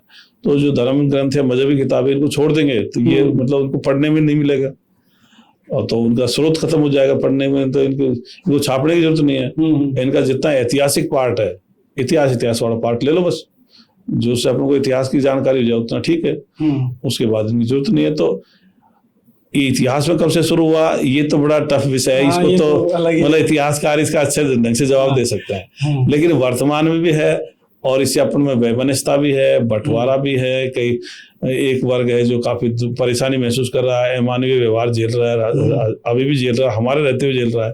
फिर हमारा औचित्य क्या है भाई, मानवतावादी बनने के, अगर हमारे रहते हुए और ये ऊंच नीच, छुआछूत, जैसे जातिगत भेदभाव चलते रहे तो फिर अपनी समझ पे सवाल खड़े होते हैं, अपनी नैतिकता पे सवाल खड़े होते हैं कि यार तुम्हें काहे की नैतिकता है, तुम तो मतलब जानवरों से भी बदतर अपने उसको एक वर्ग को मानते हो। सही है, सही है। और बहुत समझदारी की बात यह है कि भाई आप अंग्रेजों से छुआछूत नहीं करते, आपने तुर्कों से, मुगलों से, अफगानों से या क्या नाम से इनसे अरबों से छुआछूत नहीं की, अभी भी नहीं करते हो, और अपने वालों से कर रहे हो। और जबकि अब जो डीएनए और अंबेडकर जी ने भी सिद्ध किया है हमारी नस्ल या किसी की भी इनमें, जैसे क्षत्रिय, शूद्र, वैश्य या दलित, किसी की भी नस्ल अलग नहीं है, सब में सेम डीएनए, फिर भी उनसे छुआछूत। हाँ, तो ये गलती है। तो ये इसका आधार तो जाति प्रथा ही है। ये छुआछूत ऊंच नीच का जो भेदभाव होता है, अलग अलग पंगत लगाते हैं या उनको अलग से बिठा देते हैं, टेंट में बिठा देते हैं, टेंट के बाहर अलग दूसरी जगह बिठा देते हैं, बहुत सारी चीजें हैं जिससे भेदभाव को अपन सब समझ जाते हैं। अपने देखो मान सम्मान में अगर 1% का भी कमी रह जाती है तो आदमी समझ जाता है, उसको एक दूसरे को सिखाने की जरूरत नहीं है। और भारत में ऊंच नीच, छुआछूत जैसे जातिगत भेदभाव है, एक दूसरे को बताने की जरूरत है, सब मैं नहीं जानता, सब जानते हैं। तो इसलिए इसको मिटना ही पड़ेगा वैसे। तो इसको अपन खत्म करेंगे और जाति प्रथा को भी खत्म करेंगे। बिल्कुल, जैसे जाति प्रथा को खत्म करेंगे, अब इसके लिए तो आज से 70-75 साल पहले संविधान में भी लिख दिया गया कि समानता का अधिकार है या जाति प्रथा खत्म नहीं होनी चाहिए। और आर्टिकल 51H में उसमें ये भी आ गया कि साइंटिफिक टेम्परामेंट भी होना चाहिए। लेकिन इसके बावजूद भी समाज पे क्या फर्क पड़ा? नहीं, देखो बताऊं, जैसे अनुच्छेद 17 में अस्पृश्यता का अंत किया था, जाति व्यवस्था का अंत की बात नहीं लिखी अभी। ओके, हाँ, छुआछूत का हुआ, छुआछूत का अंत किया था, जाति प्रथा को खत्म करने की बात नहीं थी। वो अब उनको ऐड करना पड़ेगा, संविधान में अब संशोधन करने पड़ेंगे। और समानता तो था, लेकिन समानता कैसे आएगी? आप जाति प्रथा भी रखोगे, समानता की बात को, दोनों में फिर वो तो बैठेगा नहीं। फिर तो आरक्षण कैसे दोगे? आरक्षण तो जाति से मिलता है। तो इसलिए तो जाति प्रथा को जब खत्म करेंगे, जब जाति प्रथा 60-70% खत्म हो जाएगी तो आरक्षण का आधार तो बदल जाएगा। आरक्षण तो जो कानून है, कानून को तो आप कभी भी संशोधन कर लो, लेकिन जो समाज में जो चीजें प्रचलन में है उनको करने में जोर आता है। आज मान लीजिए मोहन भागवत कहता है आरएसएस का भी जाति प्रथा मिटनी चाहिए, आरक्षण इसलिए भी जाति प्रथा है, तो लोग उसका भी विरोध करने लग जाता है। मतलब उसके भी काफी नेगेटिविटी आ जाती है, जबकि वो मतलब अपने आप को आरएसएस का अध्यक्ष है, वो प्रमुख है। तो कहने का मतलब कि लोगों की जो धारणाएं बदलनी है, इसके लिए बहुत ज्यादा प्रसार की जरूरत है। लेकिन मुझे ऐसा लगता है सर, जो कुछ धारणाएं आपने आरएसएस का जिक्र कर दिया, आरएसएस के मैंने कई कैंपों में भी देखा है कि वहां जातिवाद को नहीं माना जाता। मैंने पहली बार जातिवाद जहाँ कम चलता हुआ देखा था, मैं 5th-6th क्लास में पढ़ता था। एक ऐसी आरएसएस का कैंप था, सब बुलाते थे गांव में तो चले जाते थे, है ना। और हम ऐसे कहीं दूसरे शहर में कैंप में गए तो पहली बार मैंने देखा कि गांव में जातिवाद फुल, किसी को छूने भी नहीं दे रहे, दलित समाज के को या शूद्र को भी अलग से वो सब कुछ कोई ट्रीट कर रहा है। स्कूल में भी वही जातिवाद फैला हुआ है कि ये दलित मास्टर दलित है, ये मास्टर, इसको चाय नहीं देनी, वो नहीं देनी, मतलब ये सारा कुछ था। लेकिन मैंने वहां देखा कि वहां लोग ठीक ठाक, मतलब थोड़ा मिलजुल के काम कर रहे थे। ऐसा भी हो रहा था कि जो दलित हमारा लीडर था वो सबको मैनेज कर रहा था और उसके अंदर में वो भी रहे थे मैनेज, है ना। ये पहली बार मैंने आरएसएस के उसमें देखा। अब इस हिसाब से आरएसएस तो बहुत सही है, क्योंकि वो तो समाज को लेके चल रही है ना इस चीज में। भाई एक अपन कहावत है, भाई जंगल में मोर नाचा किसने देखा, या कमरे में मोर नाचा किसने देखा। तो आरएसएस सिर्फ अपने कैंप में कर रही है, उसको बाहर जाके गांव में लागू क्यों नहीं कर रहे? वैसे तो अब तो आपने बोला मोहन भागवत जी भी तो बयान देने लगे। नहीं, मोहन भागवत दे रहा है, लेकिन ये तो बड़ा संगठन है, इनको सबको करना चाहिए। मतलब सिर्फ मैं मतलब कमरे के अंदर बात करूंगा या कमरे के अंदर व्यवहार करूंगा, उससे काम नहीं। अखबारों में सुर्खी बन जाऊंगा, नहीं, अखबार में भी कुछ नहीं आता उनका। सही है। हाँ, तो उसको क्या हमको प्रैक्टिकल फील्ड में लाना है। वो अगर मतलब अपने अपने गाँव में, अपने घर पे जैसे वो करते हैं, जो कैंप में जाकर कर रहे हैं, वो आदमी घर पे जब उसका कोई फंक्शन होता है वहां लागू करे। भाई अब उसको ओपन करो ना सबको। तो वो कहने का मतलब उसको अपन को आरएसएस वाले कर रहे हैं, ये अच्छी बात है। मैं इस काम के लिए सराहना करता हूँ। जो भी कोई जाति प्रथा को मिटाने की बात करता है, छुआछूत ऊंच नीच को मिटाने की बात करता है, मैं उसके पक्षधर हूँ, बिल्कुल। लेकिन उसको ओपन करो। अगर आप बंद मतलब एक कैंप लगा लिया बंद जगह पे, वहां आपने कुछ भी कर लिया, उसको जनता को क्या पता लगेगा। तो इसलिए इसको सब जगह ओपन करो तो इसका अच्छा संदेश जाएगा। जहाँ कहीं जैसे मान लीजिए कई बार जैसे कहीं घोड़ी पे नहीं चढ़ने दिया, कई जगह बाल नहीं काटते, वहाँ आरएसएस के कार्यकर्ताओं को भेजो, तो वहां उनको जाना चाहिए, वो उनको पता नहीं लगता उन घटनाओं का, तो वो जा नहीं रहे। तो इसलिए वो क्या कि मतलब दबे हुए शर्माए हुए से काम कर रहे हैं। उनको ओपन आना चाहिए छुआछूत ऊंच नीच के खिलाफ। बिल्कुल। और अपन को तो एक भाई इसको 2-3 साल में मिटाना चाहिए, एक दो साल में छुआछूत ऊंच नीच खत्म करेंगे। सर ये बात आगे की, जैसे मान लो जैसे आरएसएस एक सांस्कृतिक संस्था है, तो इस तरह के अगर स्टेप लें जो सांस्कृतिक और या जो धार्मिक तरीके से जो लोग जाने जा रहे हैं, अगर वो स्टेप लें तो जाति प्रथा खत्म हो सकती है। जाति प्रथा बिल्कुल खत्म हो सकती है, अगर ये सब साथ आ जाए तो बहुत बढ़िया हो जाए। अपन इसके लिए प्रयास भी करेंगे। मेरा ये सोच है कि अभी कुछ दिनों बाद अपन जगह जगह छुआछूत ऊंच नीच जैसे जातिगत भेदभाव को मिटाने के लिए रैली करेंगे और सभाएं करेंगे और जन जागृति फैलाएंगे, और इसको 1-2 साल में बाहर से विदाई देंगे, क्योंकि इससे हमारे लोगों के साथ अमानवीय व्यवहार हो रहा है। हम हमारे लोग आगे करने वाले हैं, हम उनको वो भी कोई पराये नहीं है, जिन जो जेल रहे हैं वो भी पराये नहीं है, जो कर रहे हैं वो भी पराये नहीं है, वो सारे हमारे ही हैं, अपने देश के नागरिक हैं। लेकिन वो थोड़ा समझ का घाटा है उनका, तो इसलिए उसको मिटाने की जरूरत है। और इनको ये समझने की जरूरत है किसी भी व्यक्ति को, जैसे मान लीजिए मेरे पास घर पे कोई व्यक्ति आया, मतलब वो फंक्शन में आया या अकेला आया, 2-4 के साथ आया, अब उसके साथ उसका मान सम्मान करने की जिम्मेदारी किसकी है? मेरी है। अब मान लीजिए मैं उसके मान सम्मान में कहीं भी कमी करता हूं तो इसका मतलब मेरे में नैतिकता की कमी है। तो जो भी लोग बाग इस तरह के भेदभाव कर रहे हैं उनमें नैतिकता का अभाव है और वो समझ नहीं पा रहे, तो उनको समझने की जरूरत है, उनको संवेदनशील होने की जरूरत है। तो अगर इस तरह की संवेदनशीलता आ जाएगी, मेरे साथ अगर मतलब यही व्यवहार मेरे साथ हो तो मुझे स्वीकार नहीं है, तो मैं कर रहा हूँ वो दूसरों को कैसे स्वीकार होगा? बिल्कुल। तो इसलिए मैंने तो खुद ने ये समझ के मतलब उसमें उसको मैंने परखा।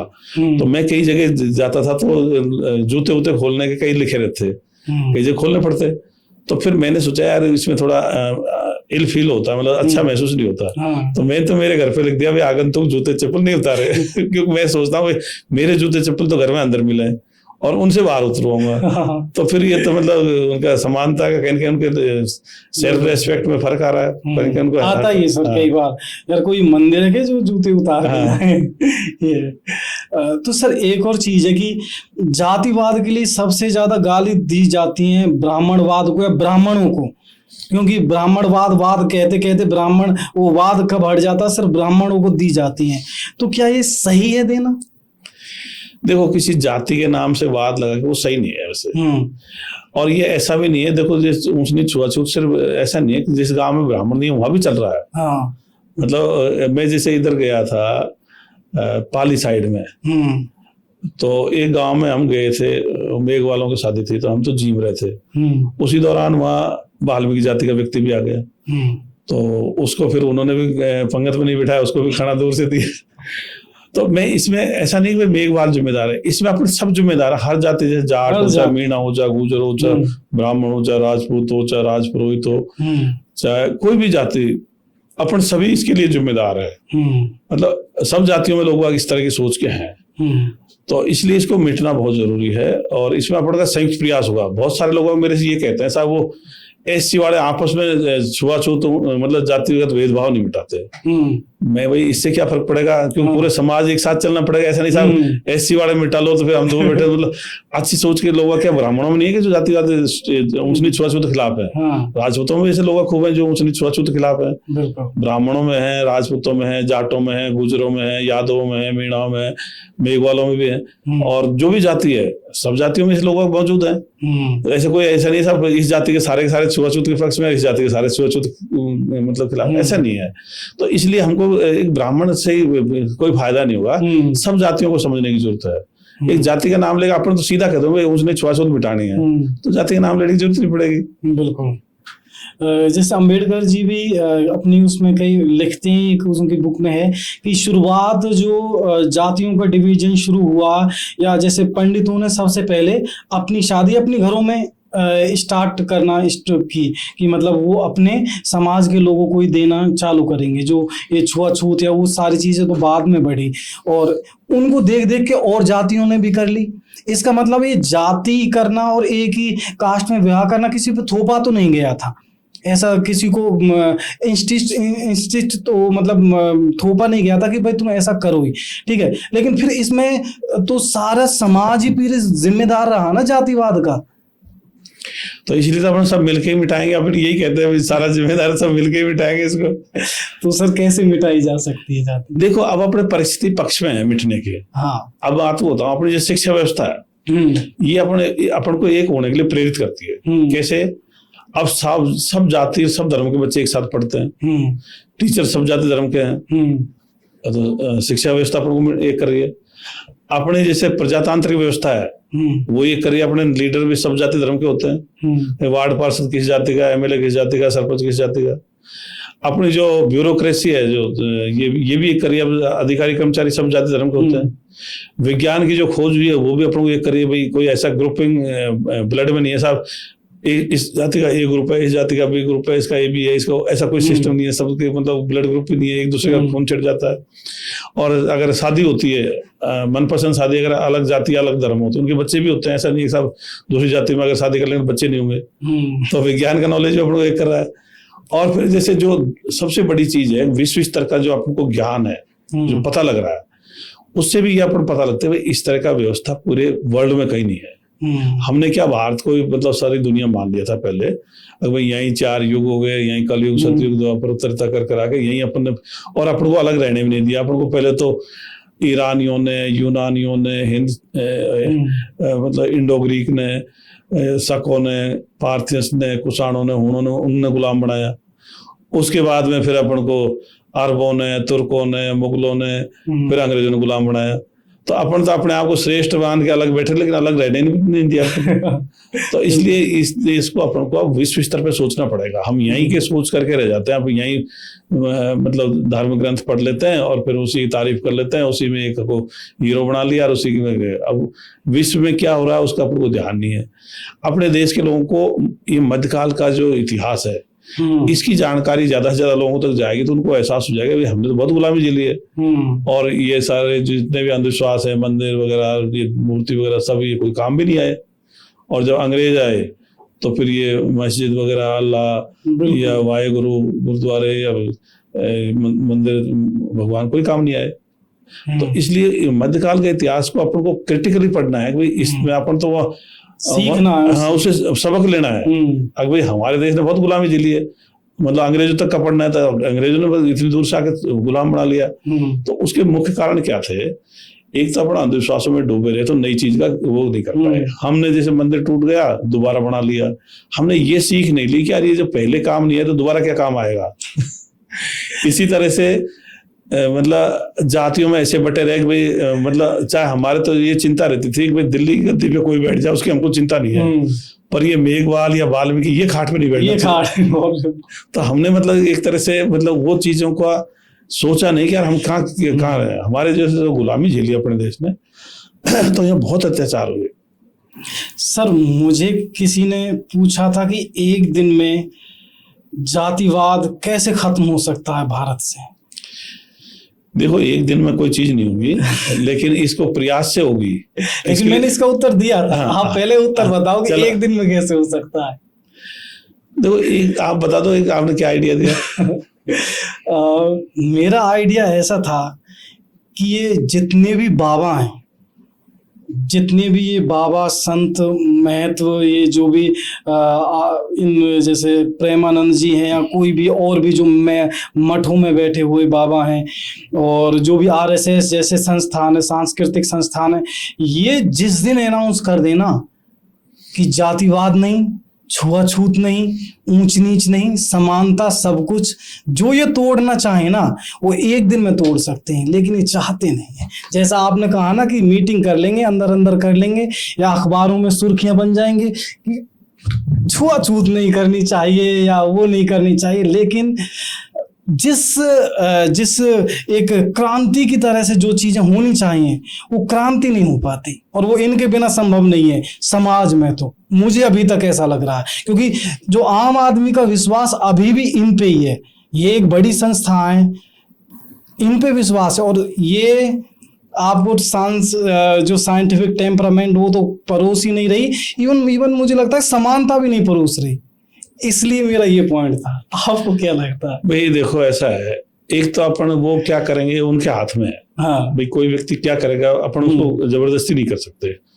प्रेमानंद क्या करेगा, या मान लीजिए जाकिर नायक क्या करेगा, या कोई तीसरा क्या करेगा, वो अपने हाथ में नहीं है। वो तो इसलिए मैंने बोला हाइपोथेटिकल सिचुएशन थी। लेकिन अगर ये कह भी दें तो इसमें देश में ऐसा है कि हर आदमी मतलब एक दिन में होगा भी नहीं, कोई भी कर ले जब भी नहीं होगा, लेकिन ये प्रयासों से हो जाएगा, लगातार प्रयास होंगे ना।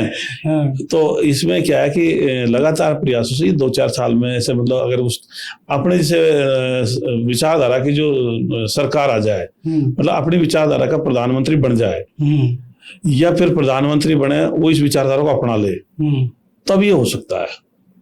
अभी से क्या कि इनके बहुत सारे लोग, बहुत ज्यादा संख्या है, बहुत सारे इनके टच में भी नहीं है, तो ये कहते जब भी इतना फर्क नहीं पड़ रहा। जैसे अपन देखते हैं मोहन भागवत कहता तब भी लोग उसको नहीं मानते, उसी खिलाफत में आ जाते हैं, तो इसमें जोर आएगा। लेकिन ये ऐसा है कि अभी तक भारत में इसको मतलब कोई सफल नहीं हो पाया। अंबेडकर जी ने कहा जब भी, वो भी मतलब एक तरह से इससे व्यवस्था से हताश निराश होकर दूसरे धर्म में चले गए। तो अब अपन को अब हताश होने की जरूरत नहीं है, अब और परिस्थिति पक्ष में है। बिल्कुल है। अब शुरुआत जैसे बहुत सारे जैसे ऐसे हुए हैं जिन्होंने इसकी जैसे फुले भी हुआ था, उसने भी जाति तोड़क समाज की बात करी थी, बहुत सारे ऐसे हुए भी हैं। अब लेकिन क्योंकि अब विश्व स्तरीय ज्ञान हो रहा है लोगों को, अब अपन सबके बारे में पढ़ते हैं, चीन के बारे में पढ़ते हैं, रूस के बारे में पढ़ते हैं, अमेरिका में क्या चल रहा है, ईरान में क्या चल रहा है, सबके बारे में पढ़ रहे हैं, अखबारों में टीवी में खबरें आ रही है। तो अब वो चीज पहले वाली जो बंद कुएं की तरह से था ना भारत, वैसा नहीं है।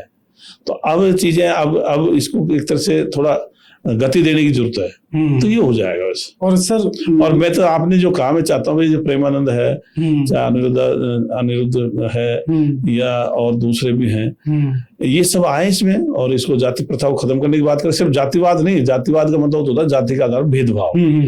हम तो जाति प्रथा को खत्म करने की बात, जब जातियां रहेंगी तो जातिवाद तो होगा ही होगा। तो जाति प्रथा को खत्म करने की बात कहेंगे जब जाके होगा। जाति प्रथा जड़ है, और जातिवाद तो एक उसका भाई जातिवाद जाति का आधार भेदभाव कर दिया, या पक्ष ले लिया, या उसका खिलाफत कर दी, तो जाति प्रथा खत्म करने की बात आई। तो अपन तो सभी इनको चाहते हैं, जो भी अपने आप में मतलब इनके काफी अच्छे फॉलोइंग है, तो ये करें इसको प्रयास।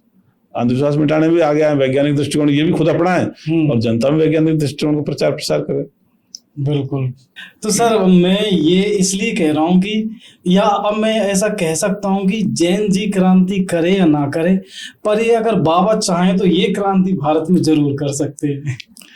तो अपन तो चाहते हैं भाई सभी, जैसे प्रेमानंद है, अनिरुद्ध है, या ये धीरेन्द्र है, या और भी हैं, क्रांति ये मतलब जाति प्रथा को मिटाने के लिए प्रयास करें।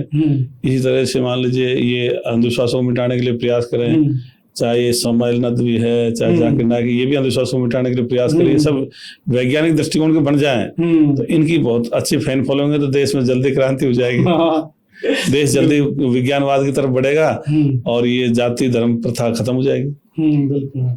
वैसे सर, ये प्लान अच्छा है, तो क्या इससे रिलेटेड आपने कुछ संस्थाओं से भी रीच करने की कोशिश की, जैसे कुछ मदरसों से की रीच करना कि इनको साइंटिफिक टेम्परामेंट सिखाओ, या जैसे आरएसएस से संपर्क करना, या कुछ बाबाओं से मिलना कि जातिवाद को खत्म करने के लिए कुछ किया जाए, या उस तरह से ऐसी कुछ पहल रही है आपकी? देखो, मेरे पास तो से हिंदू, मुस्लिम, सिख, ईसाई, जैन, वो सब तरह के लोग आते रहे, बौद्ध वगैरह सब आए। मैं तो यही उनको समझाया भाई अब इन धर्मों की जरूरत नहीं है, पुरातन पंथी व्यवस्थाएं हैं। अब तो अपन को सबको एक होने में यही है कि जाति प्रथा, धर्म प्रथा, इसको खत्म करो। इसके अलावा जैसे मान लो आरएसएस वाला है, तो मैंने उनको भी यही कहा था कि अब विज्ञानवाद से देश आगे बढ़ेगा, धर्म या मजहब या अंधविश्वासों से कोई फायदा नहीं है। और मैं वैसे पहले राज्यपाल से मिला था, कलराज मिश्र से। मैंने कहा भाई ये मानवतावादी विश्व समाज विचारधारा का मैं लेगा था 5-7 पन्ने, इसको पाठ्यक्रम में डलवाओ। और अशोक गहलोत जी से मिला था, उनको भी कहा था, तो लेकिन अब वो क्या कि उनके इतना उन्होंने तवज्जो नहीं दी इस बात को। तो अपन अगर मान लीजिए जो मानवतावादी विश्व समाज विचारधारा मिशन है, उसके हर पॉइंट पे अगर मान लीजिए थोड़ा डिटेल अपन लिख भी रखी है, उसको अगर मतलब पाठ्यक्रम में डाल दें, एक तो 5वीं स्तर तक, फिर 8वीं स्तर तक, मतलब प्राइमरी, अपर प्राइमरी, बच्चे में जो पौधा उगे। हाँ, दूसरा तो उससे फायदा मिलेगा। तो मैं लोगों से अप्रोच किया, लेकिन बहुत ज्यादा भी नहीं किया, जो मेरे संपर्क में आए उनसे बातचीत करी। लेकिन अब मुझे ऐसा लग रहा है भाई इनके ये तो है ही है, लेकिन आम जनता से डायरेक्ट भी अपना संपर्क कर सकते हैं, क्योंकि आजकल ये सोशल मीडिया आ गया। तो सोशल मीडिया से मेरे से काफी लोग जुड़े हुए हैं, और वो सभी धर्मों के लोग आगे हैं, सभी जातियों के लोग आगे हैं, और वो खूब इसमें जुड़ना चाह रहे हैं। वो कह रहे हैं कि अब इसको अपन थोड़ा मतलब संगठन का रूप देंगे, तो लोग खूब जुड़ना चाह रहे हैं। तो अपनी विचारधारा से लोगों को होप है कि ये विचारधारा इस देश को बदल देगी, जो हजारों साल से जो नहीं हो पाया काम अब हो जाएगा। ये एक वो आइडिया है जो कहते हैं ना कि आइडिया दुनिया बदल सकता है, तो ये मानवतावादी विश्व समाज का जो आइडिया है वो दुनिया बदलने के लिए आया है। बिल्कुल। तो सर मानवतावाद की जो इसमें ऐसे पॉइंट क्या रहे हैं जो मतलब बच्चों को पढ़ाएं तो कुछ अच्छे टेम्परामेंट पकड़ेंगे वो? भाई देखो, जैसे वैज्ञानिक दृष्टिकोण और ये नैतिकता, ये प्रमुख चीजें हैं। फिर जैसे जाति धर्म को मिटना है, तो इनको भी बच्चों को इनके बारे में पढ़ाने की जरूरत नहीं है, धीरे धीरे इनको अंधविश्वासों के बारे में पढ़ाने की जरूरत नहीं है। इसमें एक चीज और होनी चाहिए, जो धार्मिक या मजहबी शिक्षा है इसको बंद करो। जैसे मदरसा शिक्षा हुआ, गुरुकुल शिक्षा हुआ, और धर्मों में मठी शिक्षा, ग्रंथी शिक्षा या मिशनरी शिक्षा वगैरह ऐसी कुछ है, उनको बंद करने की जरूरत है। स्कूलों में जो प्रार्थना वगैरह बोलती है तो इसको रोकने की जरूरत है। सरकारी सपोर्ट मिलना बंद हो, नहीं, उनको बंद ही करो टोटल। वही सपोर्ट से क्या मतलब है? उसकी फिर वो अंधविश्वास फैलता है, बच्चे अलगाववादी सोच के हो जाते हैं, मतलब थोड़ा घुल मिल नहीं पाते। मेरा अलगाववाद से मतलब ये नहीं कि अलग देश की मांग करता है, लेकिन वो घुल मिल नहीं पाते, फिर बड़े होते हैं जो थोड़ा अलग रह जाते हैं।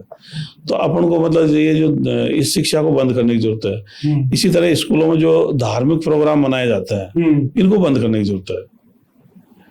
तो सर वो तो कल्चरल प्रोग्राम है ना, मतलब कुछ ना कुछ तो ऐसा रहेगा लोग। नहीं, आप डांस की प्रतियोगिता करो, ऐसे खूब करो, खेल कूदों का आयोजन कराओ, वो खूब कराओ, लेकिन जो धार्मिकता वाले हैं, जो मजहबी वाले हैं, उनको बंद करने की जरूरत है। उसी के अंधविश्वास फैलता है। नहीं, उसमें भी तो कई बार ऐसे रहते हैं कि कुछ मैसेज रहता है, किसी कोई कहानी दिखा दी या उस तरह से। नहीं, कहानी वगैरह रखो, मतलब वो तो ठीक है, पर अंधविश्वास वाले जो मतलब उसका पार्ट है उसको बंद करो। पूजा पाठ कर रहे हैं, उसकी प्रार्थना कर रहे हैं, उसकी अरदास कर रहे हैं ऐसा, या उसका दुआ कर रहे हैं, ऐसी कोई जरूरत नहीं है। बिल्कुल। तो अपन तो जो धार्मिक या मजहबी शिक्षा है इसको पूरा बैन करने की जरूरत है।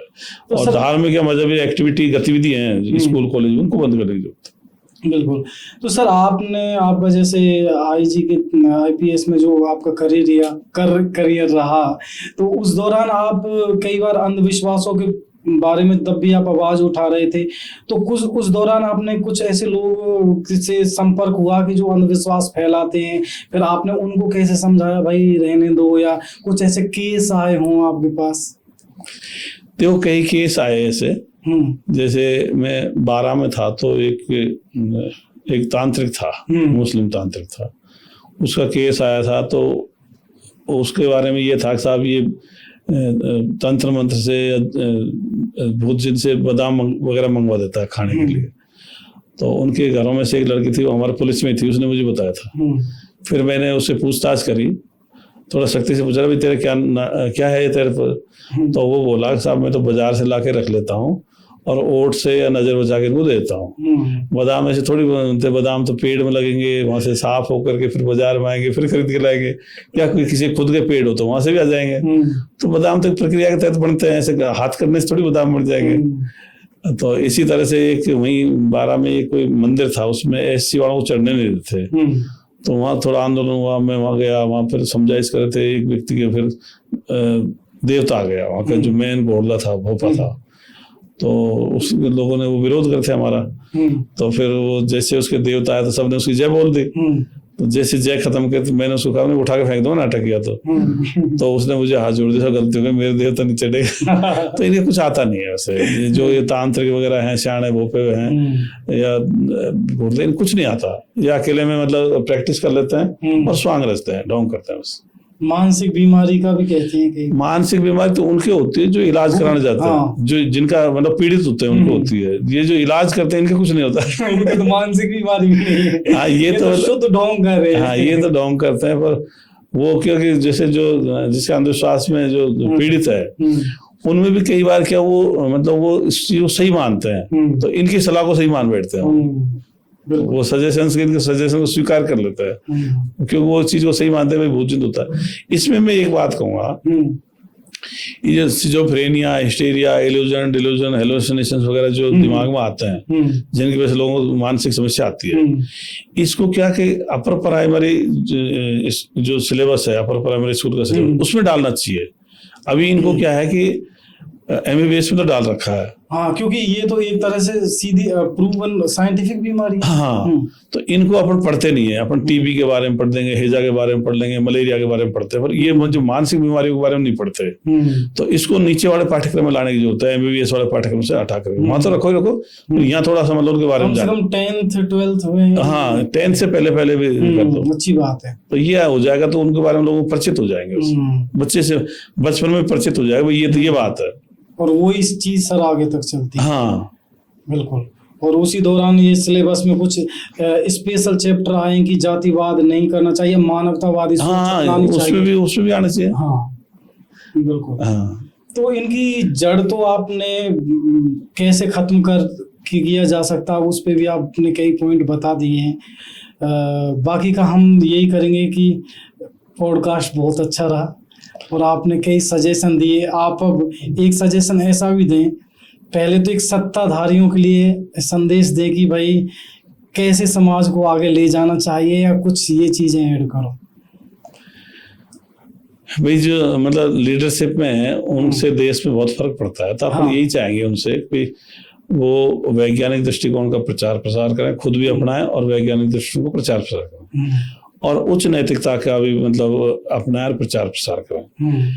दूसरा अपन को ये भी कहना है, जो टॉप लीडरशिप होती है वो खुद ईमानदार बन जाए, उसके साथ साथ वो नीचे तक भी उस चीज को मतलब कैसे लागू हो, वो ज्यादा से ज्यादा ऐसे अधिकारियों को महत्वपूर्ण पदों पर बिठाए, ऐसे लोगों को मंत्री पद दे जिनकी नैतिकता ऊंची हो, तो एक चेन रिएक्शन चालू हो। और वो इस हर चीज में मतलब जिला स्तर के अधिकारी, तहसील स्तर के अधिकारी, वहां तक भी इस बात का ध्यान रखे हर विभाग में, अगर भाई जिसकी नैतिकता अच्छी है उसी को मतलब उसको जिम्मेदारी दे, उसको नेतृत्व दे, चाहे थाने में थानेदार हो, चाहे स्टेट का DGP हो, चाहे रेंज का IG हो, चाहे SP हो जिले का, चाहे CO हो, चाहे थानेदार हो या चौकी प्रभारी। इसी तरह से हर विभाग में प्रशासन में तहसीलदार हो गया, SDM हो गया, DM हो गया, संभागीय आयुक्त हो गया, चीफ सेक्रेटरी हो गया, या और विभागों में जो सेक्रेटरी हैं, तो मतलब सही लोगों को तवज्जो दे देंगे तो इससे एक चेन रिएक्शन चालू हो जाएगी।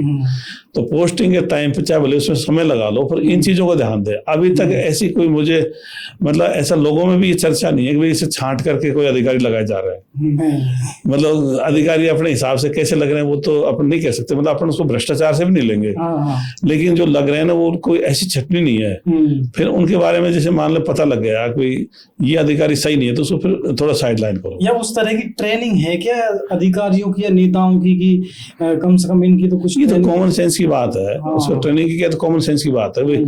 मतलब जैसे मान लो मैं SP था, तो मैंने SHO को ये कहा था भाई जो जनता के लिए अच्छा है वो मेरे लिए अच्छा है, तो मेरे को सुबह सुबह फोन करो और वो करो, मेरे से चापलूसी बात करो, उसको मैं सही नहीं मानता। तो जनता से ठीक रहो, जो जनता से ठीक रहेगा वो मेरे लिए प्रिय है, और जनता से ठीक नहीं है वो मेरे लिए सही नहीं है। सर वैसे अधिकारी या नेता एथिक्स पढ़ तो लेते हैं, पर अप्लाई कितनी कर पाते हैं?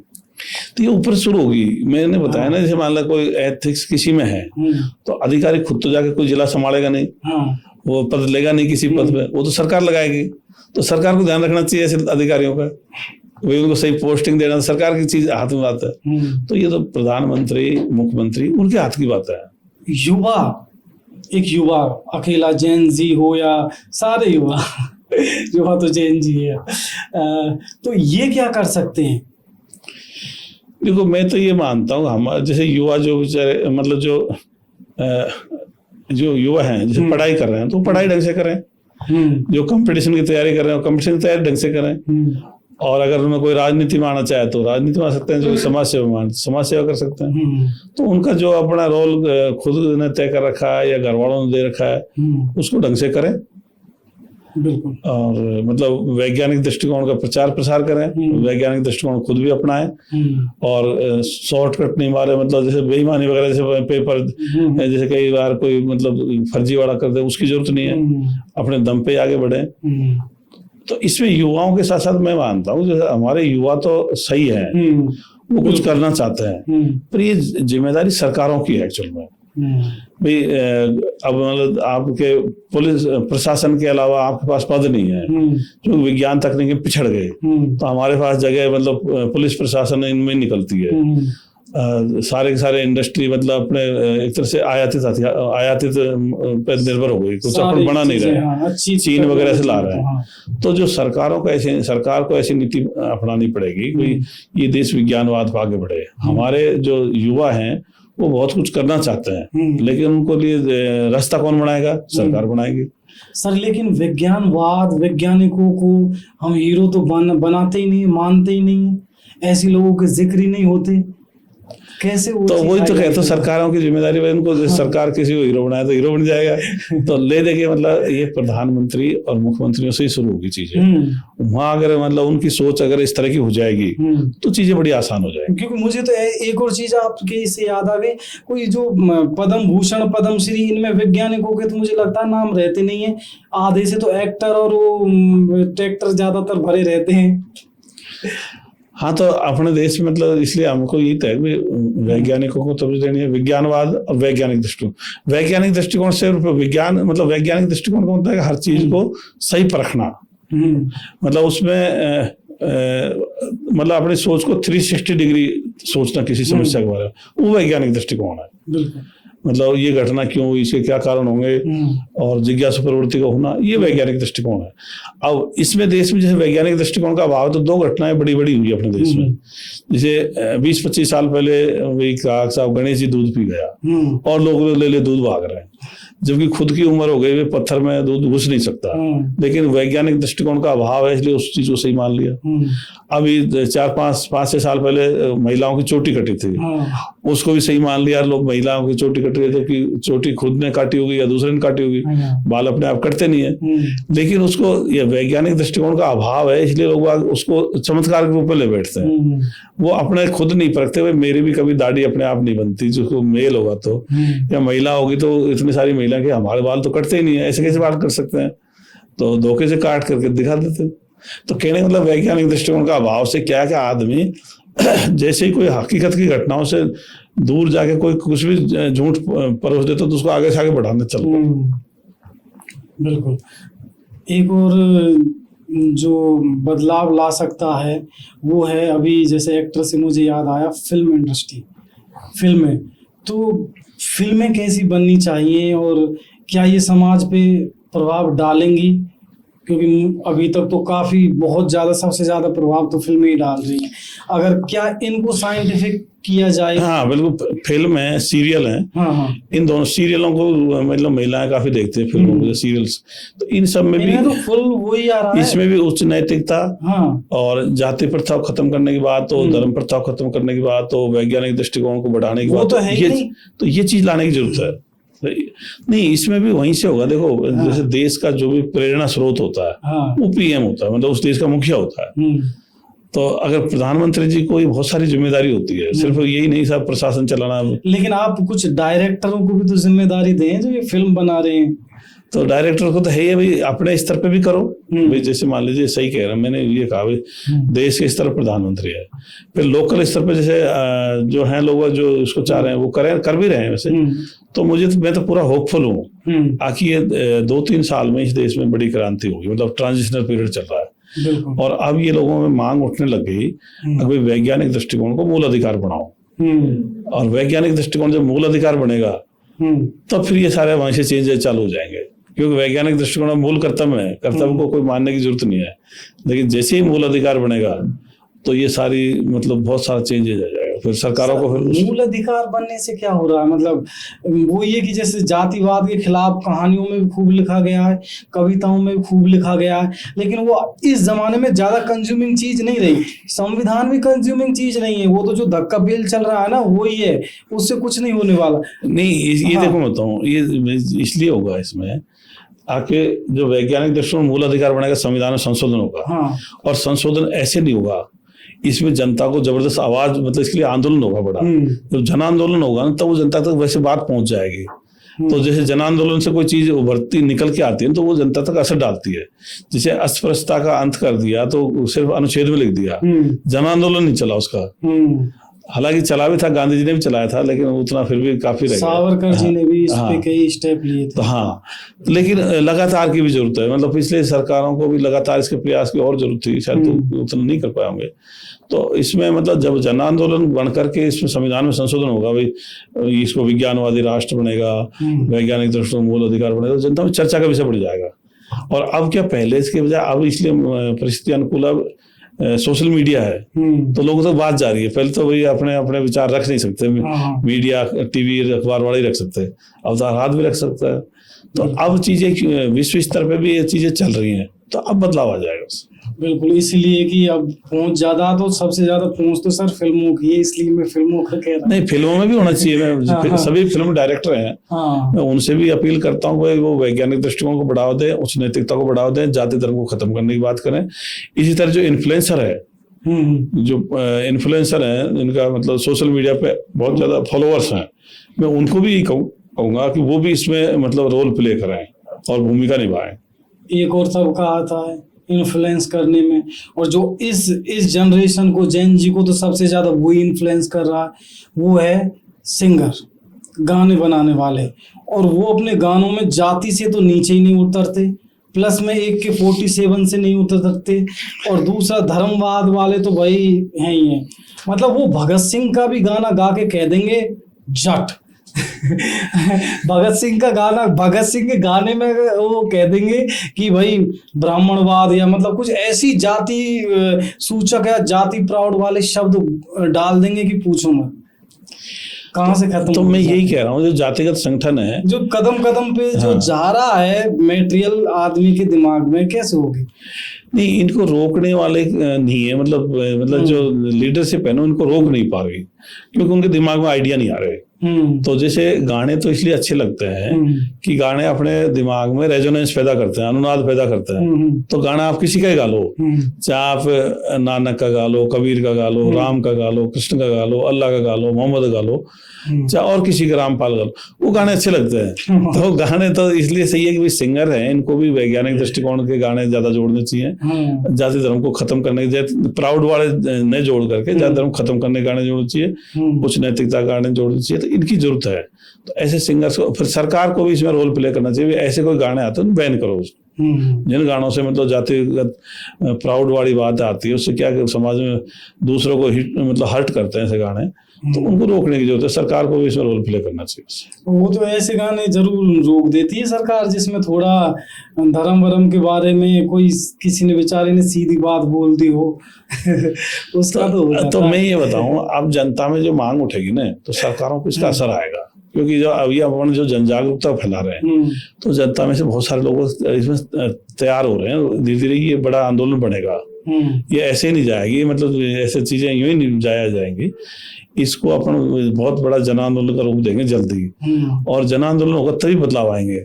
तो इसलिए उसके बाद फिर इसका बहुत असर आएगा। बिल्कुल सर, हम भी यही चाहते हैं कि आप अपनी आवाज को जन आंदोलन बनाएं, और ये आवाज और पहुंचे। जो आपके विचार सब बहुत अच्छे हैं, इस चीज को और आगे बढ़ाइए और बढ़वाइए। धन्यवाद चंद्रशेखर जी। अगर आपको हमारा पॉडकास्ट पसंद आया है तो अपने लोगों के साथ शेयर कीजिए और हमें सब्सक्राइब भी जरूर करिए। धन्यवाद।